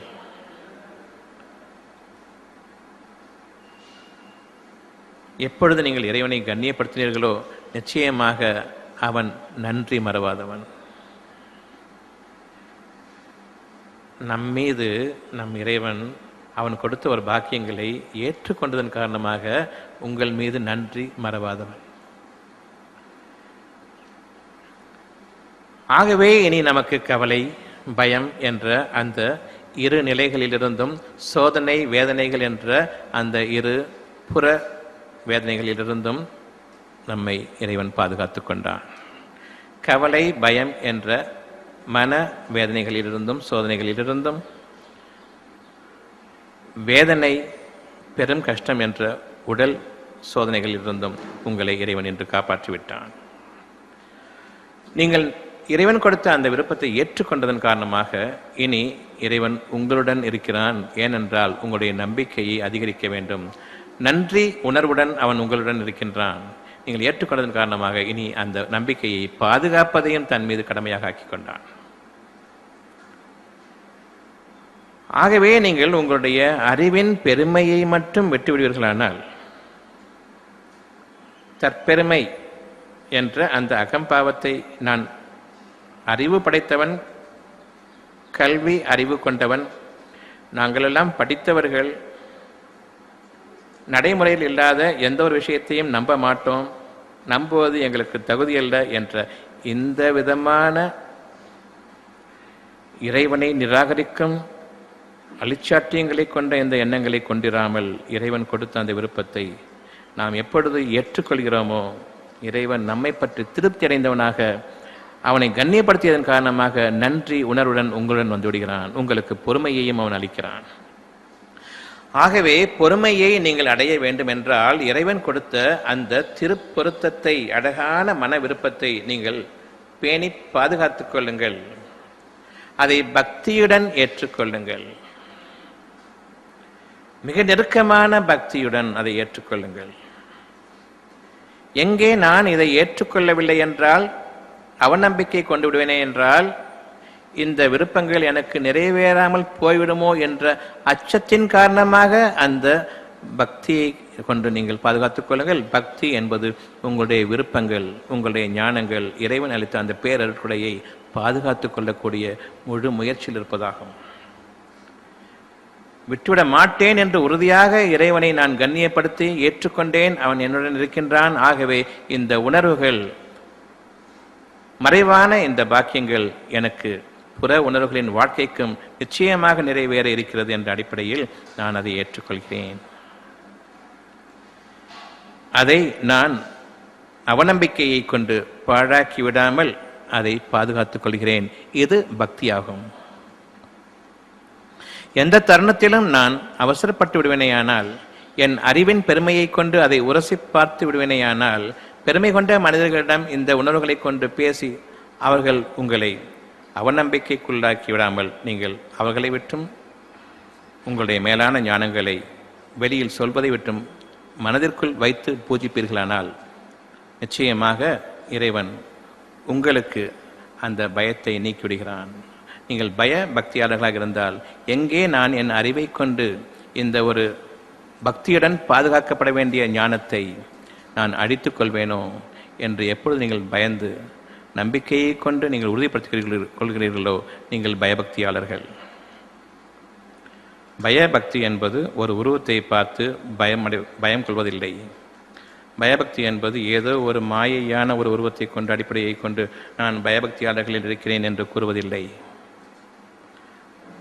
பயபக்தி என்பது நான் நேர் வழியிலிருந்தும் நம்பிக்கை கொள்வதிலிருந்தும், நம்பிக்கை கொண்டு ஏற்றுக்கொண்டு விட்ட இறைவனுடைய அந்த ஞானங்களை தவற விட்டுவிடக்கூடாதே என்ற பயம். அதில் மிக பெரும் நன்மையும் என்னுடைய வாழ்க்கையின் மிகப்பெரிய பாக்கியமும் அமைந்திருக்கிறது. அந்த அருளில் முடிவில்லாத நற்கொடை இருக்கிறது. நிச்சயமாக நான் இதை தவற விட்டுவிடக்கூடாது என்ற அடிப்படையில் இறைவன் கொடுத்த அந்த விருப்பத்தை எப்பொழுது நான் உறுதியாக பற்றி பிடித்துக் கொள்கிறேனோ, நீங்கள் பயபக்தியாளர்கள், நீங்கள் உள்ளட்சமுடையவர்கள். இறைவனுடைய பாக்கியத்தை இழந்து விடுவது நமக்கு இல்லை என்ற அளவுக்கு நீங்கள் ஆக்கி கொண்டவர்கள். இறைவனை கண்ணியப்படுத்தி அவனை நீங்கள் ஏற்றுக்கொண்டவர்கள். உங்களுடைய அறிவுக்கு மேலாக இறைவனுடைய ஞானங்களை நீங்கள் புகழ்ந்தவர்கள். ஆகவே இறைவன் உங்களை பற்றி திருப்தி அடைந்தான். எனவே உங்களுடைய விருப்பங்கள் உங்களுக்கு இருக்கிறது என்பதன் மீது உங்களுடைய மனதிற்கு சாந்தியை அளித்தான். இது ஒன்று. உங்களுடைய அவ்வளவு நன்மைகளும், நீங்கள் விரும்பிய அவ்வளவு நன்மைகளும் உங்களுக்கு நிறைவேற இருக்கிறது என்பதன் பேரில் உங்களுக்கு இப்பொழுது அமைதி அளிக்கிறான். எந்த ஒரு வேண்டுதலுக்கும் இறுதியான ஒரு முடிவு மனம் அமைதி அடைய வேண்டும் என்பதாகும். எந்த ஒரு பிரார்த்தனைக்கும் இறுதியான முடிவு என் மனம் அமைதி பெற வேண்டும்.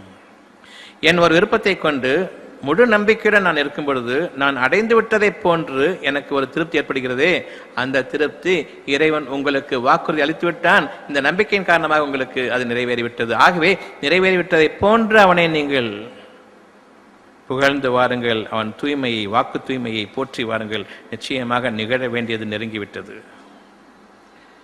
மறைவான அந்த பாக்கியங்கள் நெருங்கி வரும் வேளையில் உங்களுக்கு அமைதியை அளித்தானே, அது பொய்யான உணர்வுகள் அல்ல, உண்மையான உணர்வுகள். ஆகவே நீங்கள் நற்செயல்களின் பால் முந்திக் கொள்ளுங்கள். இப்பொழுது நற்செயல்கள் என்பது என்ன?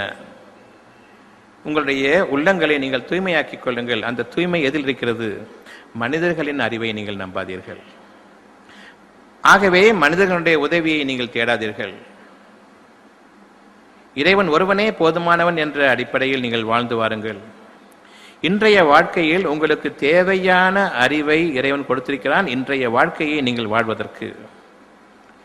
ஆனால் இந்த வாழ்க்கையை நீங்கள் நாளைக்கும், உங்களுடைய வருங்காலத்திற்கும், உங்களுடைய காலம் முடிவதற்கும் நீங்கள் ஆக்கிக் கொண்டதன் காரணமாக இகழப்பட்டவர்களாக ஆகிவிட்டீர்கள்.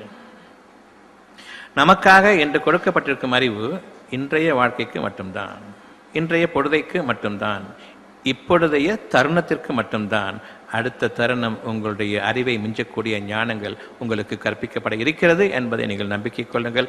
அந்த வாழ்க்கை நாளைய வாழ்க்கைக்கு. நான் படிப்பினைகளாக பெற்றது நேற்றைய வாழ்க்கையின் அறிவு. நான் ஞானங்களாக பெற இருப்பது நாளைய வாழ்க்கைக்கான ஆதாரம். ஆகவே நீங்கள் நாளைக்காக வாழ்கிறீர்களா, நேற்றைக்காக வாழ்கிறீர்களா? இன்றைக்காகவும் வாழவில்லை, அது வாழ்ந்து கொண்டிருக்கிறேன். ஆனால் நாளைக்காக நான் வாழ்கிறேன். நேற்றைக்காக நிச்சயமாக நான் வாழவில்லை. நேற்று இறந்துவிட்ட நான், அந்த காலம் இறந்துவிட்டது. இறந்த காலத்தில் வாழ்பவர்கள் அறிவு என்ற அந்த படிப்பினையை கொண்டும் வாழ்பவர்கள். நாளைய வாழ்க்கையை விரும்புபவர்கள் அந்த அறிவை நம்ப மாட்டார்கள். கடந்த காலத்தின் அறிவை நாம் நம்புவது நம்மை நாமே சாகடித்து விட்டோம் என்பதாகும். எனவே நாம் நம்முடைய நம்பிக்கையை உறுதி செய்து கொள்ள வேண்டும் என்றால் இன்று சிறு பிழைகள் செய்வதிலிருந்தும் நம்மை பாதுகாத்துக் கொள்வோம். சிறு பிழைகள் என்ன? என்னுடைய பலவீனத்தின் காரணமாக நான் செய்துவிடக்கூடிய சிறு பிழைகள். அவ்வப்போது சில சலனங்கள், இது நிறைவேறுமா? இறைவன் மீது ஏற்படக்கூடிய ஒரு சின்ன ஒரு சந்தேகம். ஆனால் மீண்டும் நீங்கள் உறுதியடைந்து விடுங்கள், நிச்சயமாக இறைவன் என்னுடைய தேவைகளை பூர்த்தி செய்பவன் என்பதன் அடிப்படையில். இந்த மனிதரிடம் போய் நம்முடைய காரியங்களை நிறைவேற்றிக் கொள்ளலாமா? அடுத்த ஒரு பிழை. நிச்சயமாக மனிதர்கள் நாளைய வாழ்க்கைக்கு தகுதியற்றவர்கள். அவர்களுடைய அறிவு நாளைய வாழ்க்கைக்கு தகுதியற்றது. ஆகவே நான் நிராசை கொள்ள மாட்டேன். ஆகவே சிறு பிழைகள் எங்கே ஏற்படுகிறது என்றால், எப்பொழுது உங்களுடைய சிந்தனையை நீங்கள் தவறிவிடுகிறீர்களோ, ஒவ்வொரு விஷயத்தையும் சீர்தூக்கி பார்க்கக்கூடிய, இது சரிதானா, இது நமக்கு தேவையா என்று நீங்கள் எப்பொழுது சீர்தூக்கி பார்க்க ஆரம்பிக்கிறீர்களோ, அப்பொழுது உங்களுடைய ஞானங்கள் உயர்கின்றன, உங்களுடைய நம்பிக்கையை தக்க வைக்கின்றன. ஆகவே எப்பொழுது நீங்கள் சிந்தனை என்ற அந்த செல்வத்திலிருந்தும் அறிவு என்ற பாதையில் தேட ஆரம்பித்து விட்டீர்களோ, அது பிழைகளாக மாறிவிடும். உங்களுடைய பாதங்களை சருகச் செய்துவிடும். நாம் தவறான பாதையில் காலடி எடுத்து வைத்து விடுவோம். சிந்தனை என்பது என்ன? எந்த ஒரு பொருளையும் தேவை, பொருள் என்பது தேவை அல்லது விருப்பம், எந்த ஒரு விருப்பத்தையும் இது நிறைவேறுமா நிறைவேறாதா? முதலில் இந்த தேவை நமக்கு ஏற்பட்டுவிட்டால் எவ்வளவு நன்றாக இருக்கும். உடனே கற்பனையில் நீங்கள் வாழ்கிறீர்கள். ஒரு வாழ்க்கையை நீங்கள் மனக்கண்ணில் வாழ்கிறீர்கள். அந்த மனக்கண்ணில் எப்படி நீங்கள் வாழ்கிறீர்கள்? யார் உங்களை வாழ வைப்பது? இது என்ன வாழ்க்கை என்பது சற்று சிந்தித்து பாருங்கள். இது மட்டும் நமக்கு நிறைவேறிவிட்டால் எவ்வளவு அழகாக இருக்கும். அவ்வளவு வாழ்ந்து அனுபவித்த நிலையை நீங்கள் கூறுகிறீர்கள் ஒரு செகண்ட்ல. இறைவனால் முடியும். கண்ணிமைக்கும் நேரத்தில் நீங்கள் விரும்பியது உங்களுக்கு இருக்கிறது. இறைவனால் முடியும். அவன் வாழவும் வைத்து விட்டான். இந்த கண்களை கொண்டல்ல, மனக்கண்களில். மனம்தான் உங்களை வாழ வைத்துக் கொண்டிருக்கிறது. உங்களுடைய புற மூச்சும் உங்களுடைய சுவாசமும் இருதயமும் அல்ல. உங்களுடைய மூச்சும் சுவாசமும் இருதயமும் உங்களை இயக்க வைத்துக் கொண்டிருக்கும் என்றால் நீங்கள் ஒரு கோமா நோயாளி. உங்களுடைய மனதின் அடிப்படையில் நீங்கள் வாழ்வீர்கள் என்றால் நீங்கள் ஒரு மனிதன். மனக்கண்ணில் எதை விதைத்தானோ அழகாக இருக்கிறது, ஏற்றுக்கொண்டீர்கள், அது மட்டும்தான் உங்களுடைய வாழ்க்கையாக அமைய வேண்டும், அமையும். ஆகவே நம்பிக்கை கொள்ளுங்கள். இந்த நம்பிக்கைக்கு புறம்பாக எந்த நம்பிக்கையும் நம்பிக்கை அல்ல. வீணான எண்ணங்கள், அவற்றை நீங்கள் பின்பற்ற வேண்டாம். உறுதியாக நம்பிக்கை கொள்வரெல்லாம் அவரவர் இருதயத்தில் அவர்களுடைய இறைவன் அவர்களுக்கு தோதுவான ஏதுவான எந்த ஒரு விஷயத்தை ஞானங்களாக இறக்கி வைத்து அதை அவர்களுடைய மனக்கண்ணில் வாழ்க்கையை பார்க்க வைத்து பின்னர் இது எனக்கு வேண்டுமே என்ற விருப்பங்களையும் அவர்களுக்குள் ஏற்படுத்தி பின்னர் இதை நீங்கள் ஏற்றுக்கொள்ளுங்கள் என்று கூறும்பொழுது, ஏற்றுக்கொண்டேன் என் இறைவனே. இனி அது எவ்வாறு நிறைவேறும்? அது உங்களுடையதல்ல. எவன் கொடுத்தானோ அவனுடைய காரியம். ஆகவே நம்பிக்கை கொள்ளுங்கள். படித்தவர்கள் படிக்காதவர்கள் என்ற அந்த வேறுபாடுகளை நீங்கள் இன்று முதல் நீக்கிவிட வேண்டும். படித்தவர்களை நான் மனிதனாகவே ஏற்றுக்கொள்ள மாட்டேன். அந்த மனிதர் மனித ஜாதியும் அல்ல. மனிதன் என்பவன் மனதை கொண்டு வாழ்பவன். படித்தவன் புற உணர்வுகளை கொண்டு மட்டுமே வாழ்பவன். பார்த்ததையும் கேட்டதையும் தொட்டதையும் நம்பியே வாழ்பவன். அறிவு என்ற அந்த கல்வி படிப்பை படித்தவன். மனம் என்ற ஒன்றில் அவன் மறைவானதை நம்புகிறான். அந்த மறைவான இறைவன் அவனுக்கு போதுமானவன். மனிதர்களுடைய அறிவையெல்லாம் மிஞ்சிய அந்த ஞானங்களை உங்களுக்கு அளித்து அதன் பாதையையும் உங்களுக்கு விசாலமாக திறந்து விடுவான். ஆகவே மறைவானவற்றின் மீது யார் நம்பிக்கை கொள்ள அவர்கள் வாழவும் தகுதியற்றவர்களாக ஆகிவிடுகிறார்கள். நீங்கள் விரும்புவது உங்களுக்கு இருக்கிறது. ஏனென்றால் அது இறைவனுடைய வாக்குறுதி. நீங்கள் எதை விரும்புகிறீர்களோ அது உங்களுடைய மனக்கண்ணில் பார்த்தது. நீங்கள் எதை ஆசைப்படுகிறீர்களோ அது உங்களுடைய புறக்கண்ணில் பார்த்தது. ஆகவே நீங்கள் ஆசைகளிலிருந்து பிறருடைய வாழ்க்கையினுடைய ஒரு நடைமுறையை பார்த்து அதை எனக்கு வேண்டும் என்று விரும்புவது அசிங்கம். பிறருடைய உடைமைகளையும் அவர்களுடைய வாழ்க்கையையும் தனக்கு வேண்டும் என்று விரும்புவது அசுத்தமானது, அருவருப்பானது. இதை உங்களுடைய லட்சியமாக ஆக்கிக் கொள்கிறீர்கள். நான் அவனைப் போல் வர வேண்டும், இவனைப் போல் வர வேண்டும். இது பள்ளிக்கூடங்களில் கற்றுக் கொடுக்கப்படும் ஒரு அசிங்கம். ஏனென்றால் பள்ளிக்கூடங்களே அசிங்கம். அதில் உங்களுக்கு வாழ்க்கை இல்லை. பள்ளிக்கூடங்களில் நீங்கள் கற்றுக்கொள்வதெல்லாம் இந்த உலக வாழ்க்கையில் நான் வாழ வேண்டும் என்றால் போட்டியையும் பொறாமையையும் கொண்டு வெளியில் நண்பர்களாகவும் உள்ளுக்குள் பரம விரோதிகளாகவும் நான் உன்னை முந்திக் கொள்ள வேண்டும் என்று மறைவான துரோகத்துடன், நீ என்னை முந்திக் கொள்ள வேண்டும் என்று மறைவான துரோகத்துடன் ஒருவருக்கொருவர் எப்படி செயல்பட்டு நீங்கள் சர்வைவல் ஆஃப் த ஃபிட்டஸ்ட் என்று விலங்கினங்களுக்கு சமமாக வாழ வேண்டும் என்பதை கற்றுக் கொடுப்பதுதான் பள்ளிக்கூடங்கள். இவர்களை நாம் மனிதர்களாக ஏற்றுக்கொள்வதா அல்லது மனிதர்களுக்கு அப்பால் அதை விட கீழானவர்களாக நாம் ஏற்றுக்கொள்வதா? பள்ளிக்கூடங்களில் இதை விட கற்றுக் கொடுக்கப்படுவது என்ன? ஃபர்ஸ்ட் மார்க் வாங்கணும்னு சொன்னால் மற்ற பேர்லாம் எனக்கு கீழே. ஆகவே பெருமை கொள்வதும் எனக்கு கீழே என்னுடைய சக நண்பர்களை இறக்கி அவர்கள் மீது நான் இழிவை கொண்டு பார்ப்பதும், மனிதர்களுக்குள் இந்த வேற்றுமைகளை இப்பொழுதே அந்த இருதயத்தில் விதைக்கப்படுவது. இதை கொண்டு பெருமை கொண்டு நீங்கள் வாழ்ந்து விடுங்கள், இந்த பெருமையில் உங்களுடைய மனம் அமைதியடையட்டும் என்று உங்களுக்கு போதிப்பதுதான் இந்த கல்விக்கூடங்கள். பெருமையில் உங்களுக்கு சுற்றி விரோதங்கள் அதிகமா அல்லது பெருமையில் நீங்கள் இருக்கும் பொழுது உங்களை சுற்றி நல்லெண்ணங்கள் இருக்குமா? நல்லெண்ணங்கள் இருந்தால் நீங்கள் வாழ்வீர்களா? உங்களை சுற்றி உங்களை வெறுக்கக்கூடிய இருதயங்கள் இருந்தால் நீங்கள் வாழ்வீர்களா? இந்த பள்ளிக்கூடங்களில் நீங்கள் மனித சமுதாயம் முழுமையுமே உங்களை வெறுக்கக்கூடிய அந்த பாதையில் நீங்கள் செல்கிறீர்களா அல்லது உங்களை சுற்றி நல்லெண்ணங்கள் உருவாகி நீங்கள் வாழ்வீர்களே மன அமைதியுடன், அந்த வாழ்க்கை உங்களுக்கு இருக்கிறதா?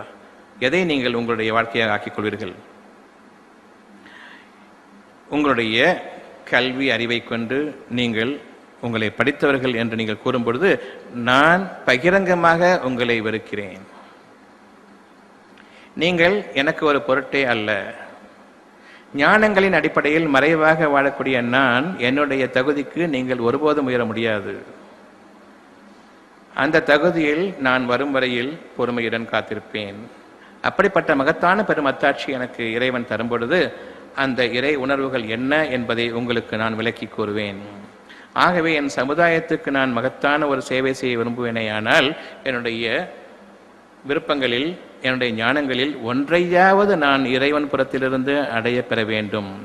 ஆகவே உங்களுடைய விருப்பங்களில் நீங்கள் எந்த ஒன்றையும் அடைவீர்களானால் இறைவனுடைய அனுமதியை கொண்டு, ஏனென்றால் கண்டிப்பாக இறைவன் அனுமதி இல்லாமல் மனித அறிவை கொண்டு முடியாது. நீங்கள் உங்களுடைய வாழ்க்கையை பூர்த்தியாக்கிவிட்டவர்கள். இனி உங்களுக்கு சொர்க்க வாழ்க்கை இருக்கிறது, நீங்கள் விரும்பியது இருக்கிறது என்ற அடிப்படையை நீங்கள் உணர்ந்து விட்டீர்கள். இனி நீங்கள் அந்த மறைவான வாழ்க்கையை மட்டுமே விரும்பி ஏற்றுக்கொண்டு இந்த உலகிலும் நீங்கள் விரும்பியதை அடையக்கூடிய மகத்தான வாழ்க்கையையும் இன்னும் மறுமையிலும் நீங்கள் சிறப்பாக வாழ்வீர்களே, சிறப்பிக்கப்படுவீர்களே, அந்த சங்கைமிக்க வாழ்வையிலும் நீங்கள் நுழைந்து விடுவீர்கள். ஆகவே இந்த சொர்க்க வாழ்க்கையின் மீது நீங்கள் அமைதி பெறுங்கள். இன்று உங்களுக்கு அந்த வாழ்க்கை அனுமதிக்கப்பட்டுவிட்டது. ஆகவே சிறு பிழைகள் அங்கு ஆரம்பிக்கும் பொழுது நீங்கள் உங்களை பாதுகாத்துக் கொள்ளுங்கள். அந்த சிறு பிழைகள் அவநம்பிக்கை என்று ஒன்று ஏற்படும் பொழுது நீங்கள் கண்காணிப்புடன் இருங்கள். அவநம்பிக்கை என்று ஒன்று வந்துவிட வேண்டாம். என் இறைவனே என்னை பாதுகாத்துக்கொள். அந்த ஒரு வார்த்தையில் உங்களுடைய நம்பிக்கை மீண்டும் பழைய நிலையை விட அதிகமாக்கப்படுகிறது, இன்னும் உறுதியாக்கப்படுகிறது. நான் என்னுடைய சந்தேகத்திலிருந்து பாதுகாக்கப்பட வேண்டும் என்பது என்னுடைய விருப்பமாக அமைத்திருக்கும் பொழுது என்னுடைய பழைய நம்பிக்கை சற்று உறுதி இல்லாத நிலையில் தான் சந்தேகம் ஏற்பட்டது. ஆகவே என் இறைவனுடன் நான் பாதுகாப்பு தேடும் பொழுது ஏற்கனவே இருந்த நம்பிக்கை இன்னும் உறுதிப்படுத்துகிறான். ஆகவே என்னுடைய வாழ்க்கை உறுதி வாய்ந்த வாழ்க்கையாக அமைந்துவிடுகிறது. இன்னும் பெரும் பாவங்களிலிருந்து உங்களை நீங்கள் பாதுகாத்துக் கொள்ளுங்கள். பெரும் பாவங்கள் என்ன? இறைவனுக்கு பதிலாக மனிதர்களை உங்களுடைய விருப்பங்களுக்கு நாடுவது ஆகும். மனிதர்களிடம் நீங்கள் இறைஞ்சுவது ஆகும். இறைவனுக்கு பதிலாக மனிதர்களை கடவுள்களாக ஆக்கி கொண்டீர்களே, அவர்கள் உங்களுக்கு நிறைவேற்றி தருவார்கள் என்று, அவர்களுக்கு அறிவில்லாத ஒன்றை உங்களுக்கு நிறைவேற்றி தருவார்கள் என்று நீங்கள் ஆக்கி கொண்டீர்களே, அப்படிப்பட்ட பெரும் பாவங்களை நீங்கள் செய்து விடாதீர்கள். மனிதர்களை உங்களுடைய விருப்பங்களுக்கு நிறைவேற்றக்கூடிய தகுதி படைத்தவர்களாக எப்பொழுது நீங்கள் ஆக்கிக்கொண்டு அவர்களிடம் இறைஞ்சுகிறீர்களோ நீங்கள் அவர்களை இறைவர்களாக ஆக்கிக் கொண்டீர்கள் என்பதாகும். ஆகவே இறைவன் எந்த ஒரு பாவத்தையும் மன்னித்து விடுவான், தனக்கு இணை வைக்கும் அந்த பெரும் பாவத்தை தவிர. ஆகவே மனிதர்களிடம் உங்களுடைய தேவைகளுக்காக ஒருபோதும் நெருங்கிவிட வேண்டாம். அது மிக பெரும் பாவமாக இறைவனிடத்தில் வைக்கிறது. எனவே சிறு பிழைகளை அவநம்பிக்கை ஏற்படும் பொழுது உங்களுடைய இறைவனிடமிருந்து பாதுகாவல் தேடி ஏற்கனவே இருந்த நம்பிக்கையின் உறுதியை அதிகப்படுத்திக் கொள்ளுங்கள். பெரும் பாவங்களிலிருந்து உங்களை நீங்கள் தவிர்த்துக் கொள்ளுங்கள். இன்னும் மானக்கேடானவற்றிலிருந்தும் நீங்கள் உங்களை பாதுகாத்துக் கொள்ளுங்கள். மனதுக்கு கேடானது மானக்கேடானது. மனதுக்கு கேடானது பெரும் பாவங்களில் மிக மிக மிக கேடானது பால் உணர்வுகளின் பால் நாம் அடிமைப்பட்டு விடுவதாகும்.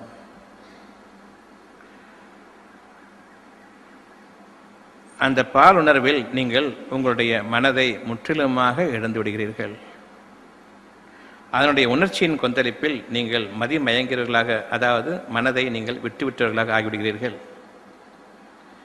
ஒரு பெண் ஆணுக்கு அடிபணிந்து விடுகிறாள், அல்லது ஒரு ஆண் பெண்ணுக்கு அடிபணிந்து விடுகிறான்.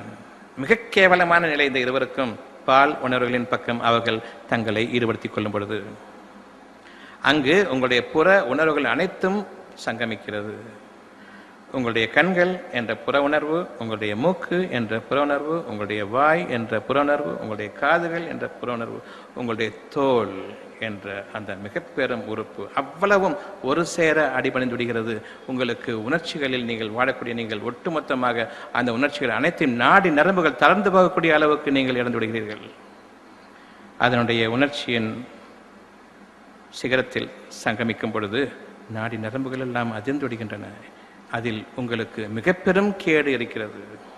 உங்களுடைய மனதை ஏற்கனவே தொலைத்து விட்டீர்கள்.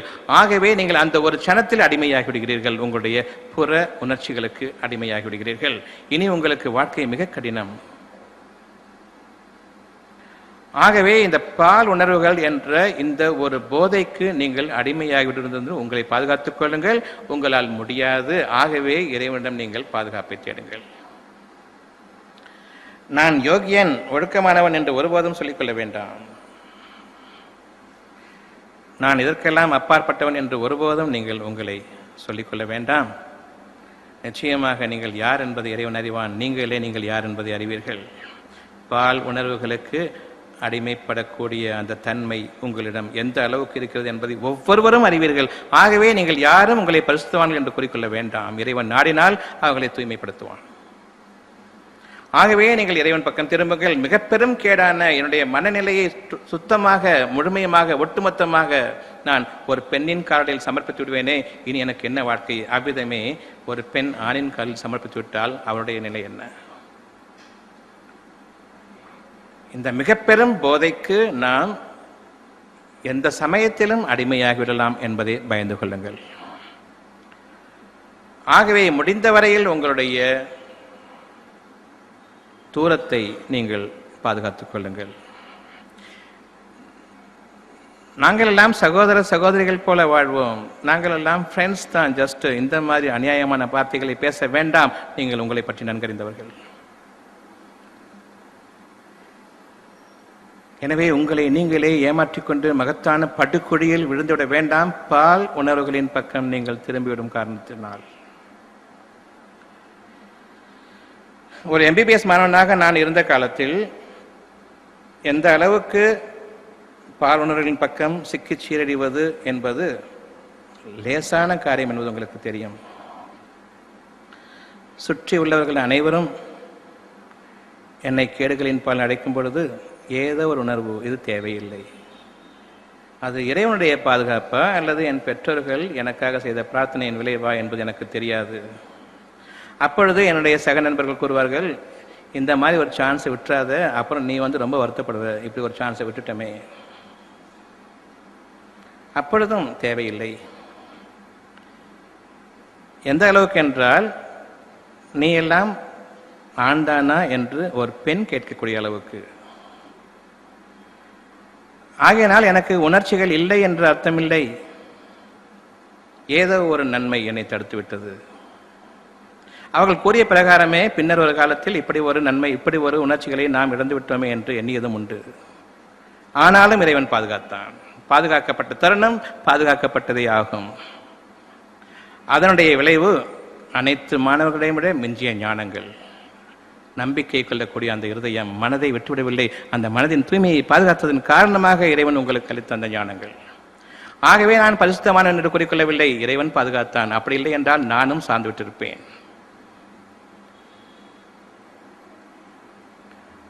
ஆகவே இந்த ஒரு கேடான நிலையிலிருந்தும் பால் உணர்வுகள் என்ற மதி மயக்கம் ஏற்பட்டுவிடக்கூடிய, இறை நம்பிக்கையை சுத்தமாக கருவறுத்து விடக்கூடிய அந்த ஒரு பாதையின் பக்கம், நெருக்கத்தின் பக்கம் நீங்கள் ஆகிவிட வேண்டாம். அதனுடைய பிரதிபலிப்பு மகத்தானது. இறைவன் நிச்சயமாக உங்களை ஏற்றுக்கொள்கிறான். நீங்கள் தூய்மையானவர்கள் என்ற அடிப்படையில் இன்னும் நெருக்கமாக ஆகிவிடுகிறான். ஆகவே நீங்கள் உங்களுடைய ஞானங்களை அதிகமாக நம்ப ஆரம்பிக்கிறீர்கள் மற்றவர்களை விட. எனவே நீங்கள் ஒருபோதும் உங்களை பரிசுத்தவான்கள் என்று ஆணோ பெண்ணோ கூறிக்கொள்ளாதீர்கள். இறைவனுக்கு பயந்து கொள்ளுங்கள். இறைவன் நாடினால் நீங்கள் தூய்மை அடைவீர்கள். அப்படி இல்லை என்றால் நீங்கள் நிச்சயமாக அசுத்தமடைந்தவர்களாக நீங்கள் தூர வீசி எறியப்படுவீர்கள்.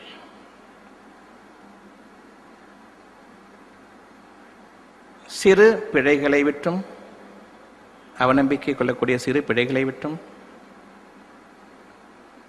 பெரும் பாவங்களை விட்டும் மனிதர்களை நீங்கள் இறைஞ்சக்கூடிய இறைவன்களாக, தேவன்களாக ஆக்கிக் கொள்ளாதீர்கள்.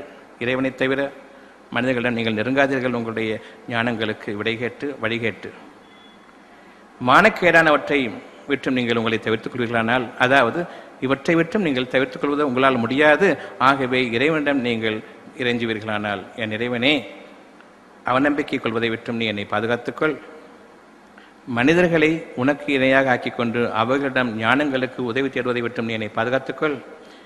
இன்னும் என் மதியை நான் இழந்துவிடக்கூடிய அந்த மானக்கேடான பெரும் பாவத்தை விட்டும் நீயே என்னை பாதுகாத்துக்கொள், இன்னும் நீயே என்னை பொறுப்பேற்றுக்கொள் என்று நீங்கள் அவனை பொறுப்பேற்படுத்திவிட்டால் நிச்சயமாக அவன் உங்களுக்கு பாதுகாப்பளிக்க போதுமானவன், உங்களை பாதுகாத்தும் கொண்டான். ஆகவே இனி ஞானங்கள் உங்களுக்கு உறுதி. மனிதர்களுடைய நிலையை, தரைமட்டமான நிலையை, உலகத்தோடு ஒட்டிய வாழ்க்கையை வாழக்கூடிய இந்த மனிதர்களுடைய நிலையை விட்டு ஒரு தரம் உயர்த்திடுகிறான். இங்கு உங்களுடைய பாதை விசாலமாக இருக்கிறது. மனிதர் இந்த பூமியை ஒட்டிய வாழ்க்கையை வாழ்ந்து கொண்டிருக்கும் வரையில் மிகவும் இடைஞ்சலான வாழ்க்கை, நெருக்கடியான வாழ்க்கை.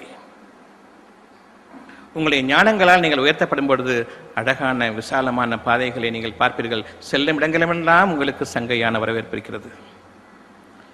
இந்த பாதை நமக்காக இறைவன் இன்று நமக்கு தெரிவித்த பாதையாக இருக்கிறது. ஆகவே இதற்கும் அப்பால் நீங்கள் தவறிவிடக்கூடிய எந்த ஒரு தவறாக இருந்தாலும் சரி, இறைவன் மன்னிப்பதில் தாராளமானவன். ஆகவே இவற்றையெல்லாம் மிஞ்சி நீங்கள் இந்த 3 பாவங்களிலும் ஈடுபட்டு விட்டாலும் சரி, இறைவனுடைய அந்த மிக பெரும் கருணையில், இரக்கத்தின் மீது நீங்கள் ஒருபோதும் நம்பிக்கை இழந்து விடாதீர்கள். உங்களுடைய பாவங்களை நீக்கி நீங்கள் செய்து கொண்டிருந்ததை விட மிக அழகியதை கொண்டு அவன் உங்களுக்கு கொடுப்பான். அவன் மகத்தான அருளாளன். அந்த இறைவனை நீங்கள் உங்களுடைய வாழ்க்கைக்கு பாதுகாலாக்கிக் கொள்ளுங்கள்.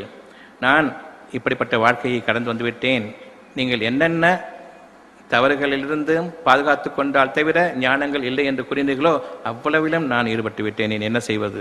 இப்பொழுது நீங்கள் அதற்காக வருந்தும் இதே நேரத்தில் இறைவன் அவ்வளவையும் மன்னிக்கிறான். மன்னிப்பதில் தாராளமானவன். ஆகவே நான் எந்த அளவுக்கு தூய்மையானவனோ அதே அளவுக்கு படுகொடியில் விழுந்துவிட்ட அவர்களும் இந்த நேரத்தில் நான் தவறெடுத்து விட்டேன் என்று வருந்தக்கூடிய அந்த ஒரு நேரத்தில் எனக்கு இணையாக அல்லது எனக்கு மேலாகவே அவர்கள் தூய்மையில் உயர்ந்து விட்டார்கள். இறைவன் நன்கறிவான். ஆகவே நீங்கள் மிக கேடான வாழ்க்கையில் வாழ்ந்து விட்ட போதிலும் இறைவனுடைய அந்த கருணையின் மீதும் மன்னிப்பின் மீதும் அவனுடைய இரக்கத்தின் மீதும் ஒருபோதும் நம்பிக்கை இழந்திட வேண்டாம். நீங்கள் இன்று மகத்தான பரிசுத்தவான்களாக இறைவன் பக்கம் சார்ந்து விடுங்கள். நிச்சயமாக அவன் உங்களை ஏற்றுக்கொள்கிறான்.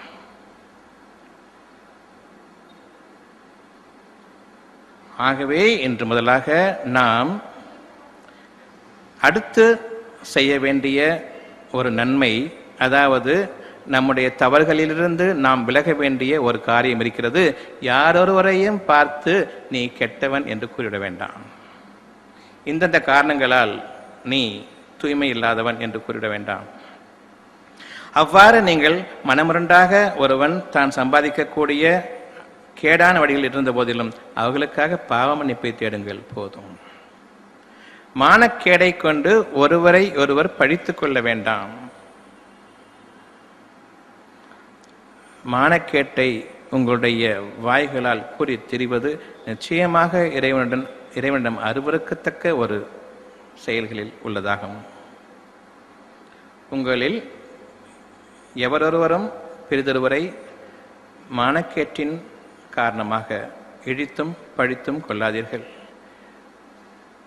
நீங்கள் மானக்கேட்டில் நுழையாமல் இருந்திருப்பீர்களானால் அது உங்கள் மீது உங்கள் இறைவன் செய்த பாக்கியம். உங்கள் போக்கில் விட்டிருந்தால் நிச்சயமாக நீங்களும் அவர்களை சார்ந்தவர்களாகத்தான் இருந்திருப்பீர்கள். எனவே இது விஷயமாக, பால் உணர்வுகள் மானக்கேடு விஷயமாக நம்மில் எவரொருவரையும் தாழ்த்திவிடவும் கூடாது. அதன் காரணமாக அவர்களை இழுத்து பேசுவதோ பழித்து பேசுவதோ கூடாது. இந்த ஒரு குற்றத்திலிருந்து மட்டும் நீங்கள் விலகிக் கொள்வீர்களானால்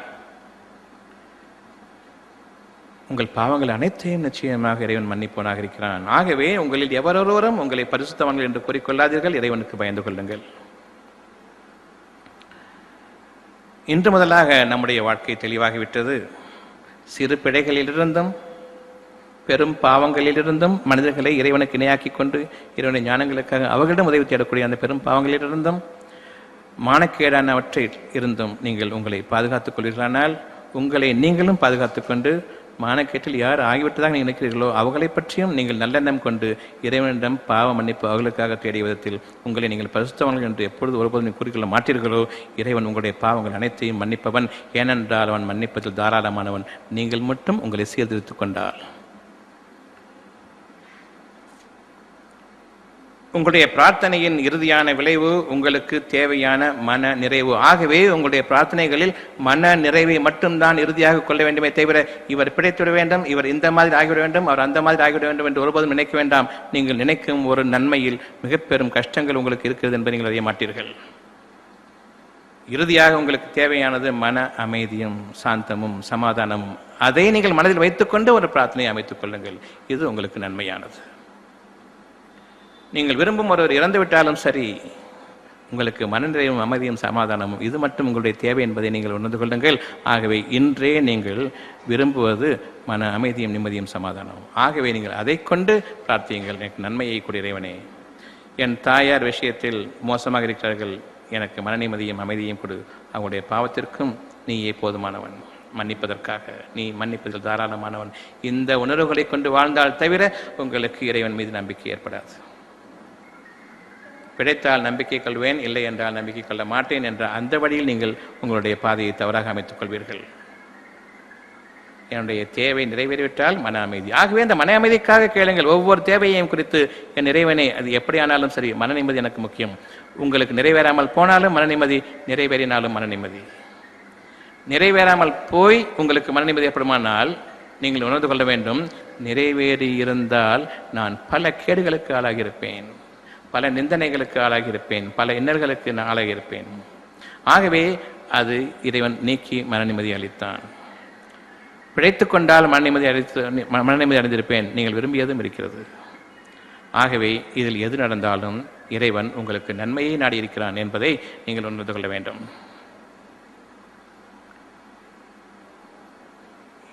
எனவே இந்த வகுப்பின் மூலமாக நாம் அறிந்து கொண்டது என்னவென்றால்,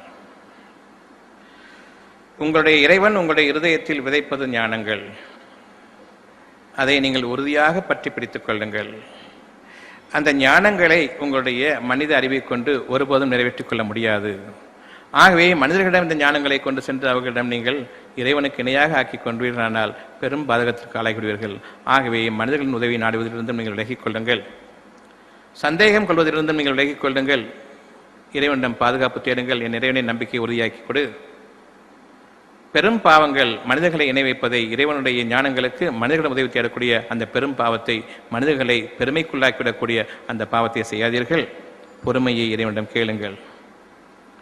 மானக்கேடானவற்றிலிருந்து நீங்கள் உங்களை பாதுகாத்துக் கொள்ளுங்கள். பிறரையும் அந்த மானக்கட்டை கொண்டு இழுத்தும் பழித்தும் நீங்கள் ஒருபோதும் பேசிட வேண்டாம். இந்த மூன்றிலிருந்தும் நம்மை நாம் பாதுகாத்துக் கொள்வோமேயானால் நம்முடைய ஞானங்களை நமக்கு இறைவன் நிச்சயமாக பூர்த்தியாக்கி தருவான். ஆகவே எந்த ஒரு தருணத்திலும் நம் விருப்பங்கள் நிறைவேறிவிட்டதை போன்ற மன அமைதியை உங்களுக்கு என்றென்றும் தந்து விடுவான். இதுவே சொர்க்க வாழ்க்கை இந்த உலகில். ஆகவே நாம் மறு உலகத்திலும் நன்மையான வாழ்க்கைக்காக எதிர்பார்த்து இந்த உலகத்திலும் சொர்க்க வாழ்க்கையை அனுபவத்திற்காக வாழ வேண்டும் என்ற அடிப்படையில், இந்த பிரார்த்தனையின் அடிப்படையில் நாம் நம்முடைய இந்த வகுப்பை நிறைவு செய்து கொள்வோம்.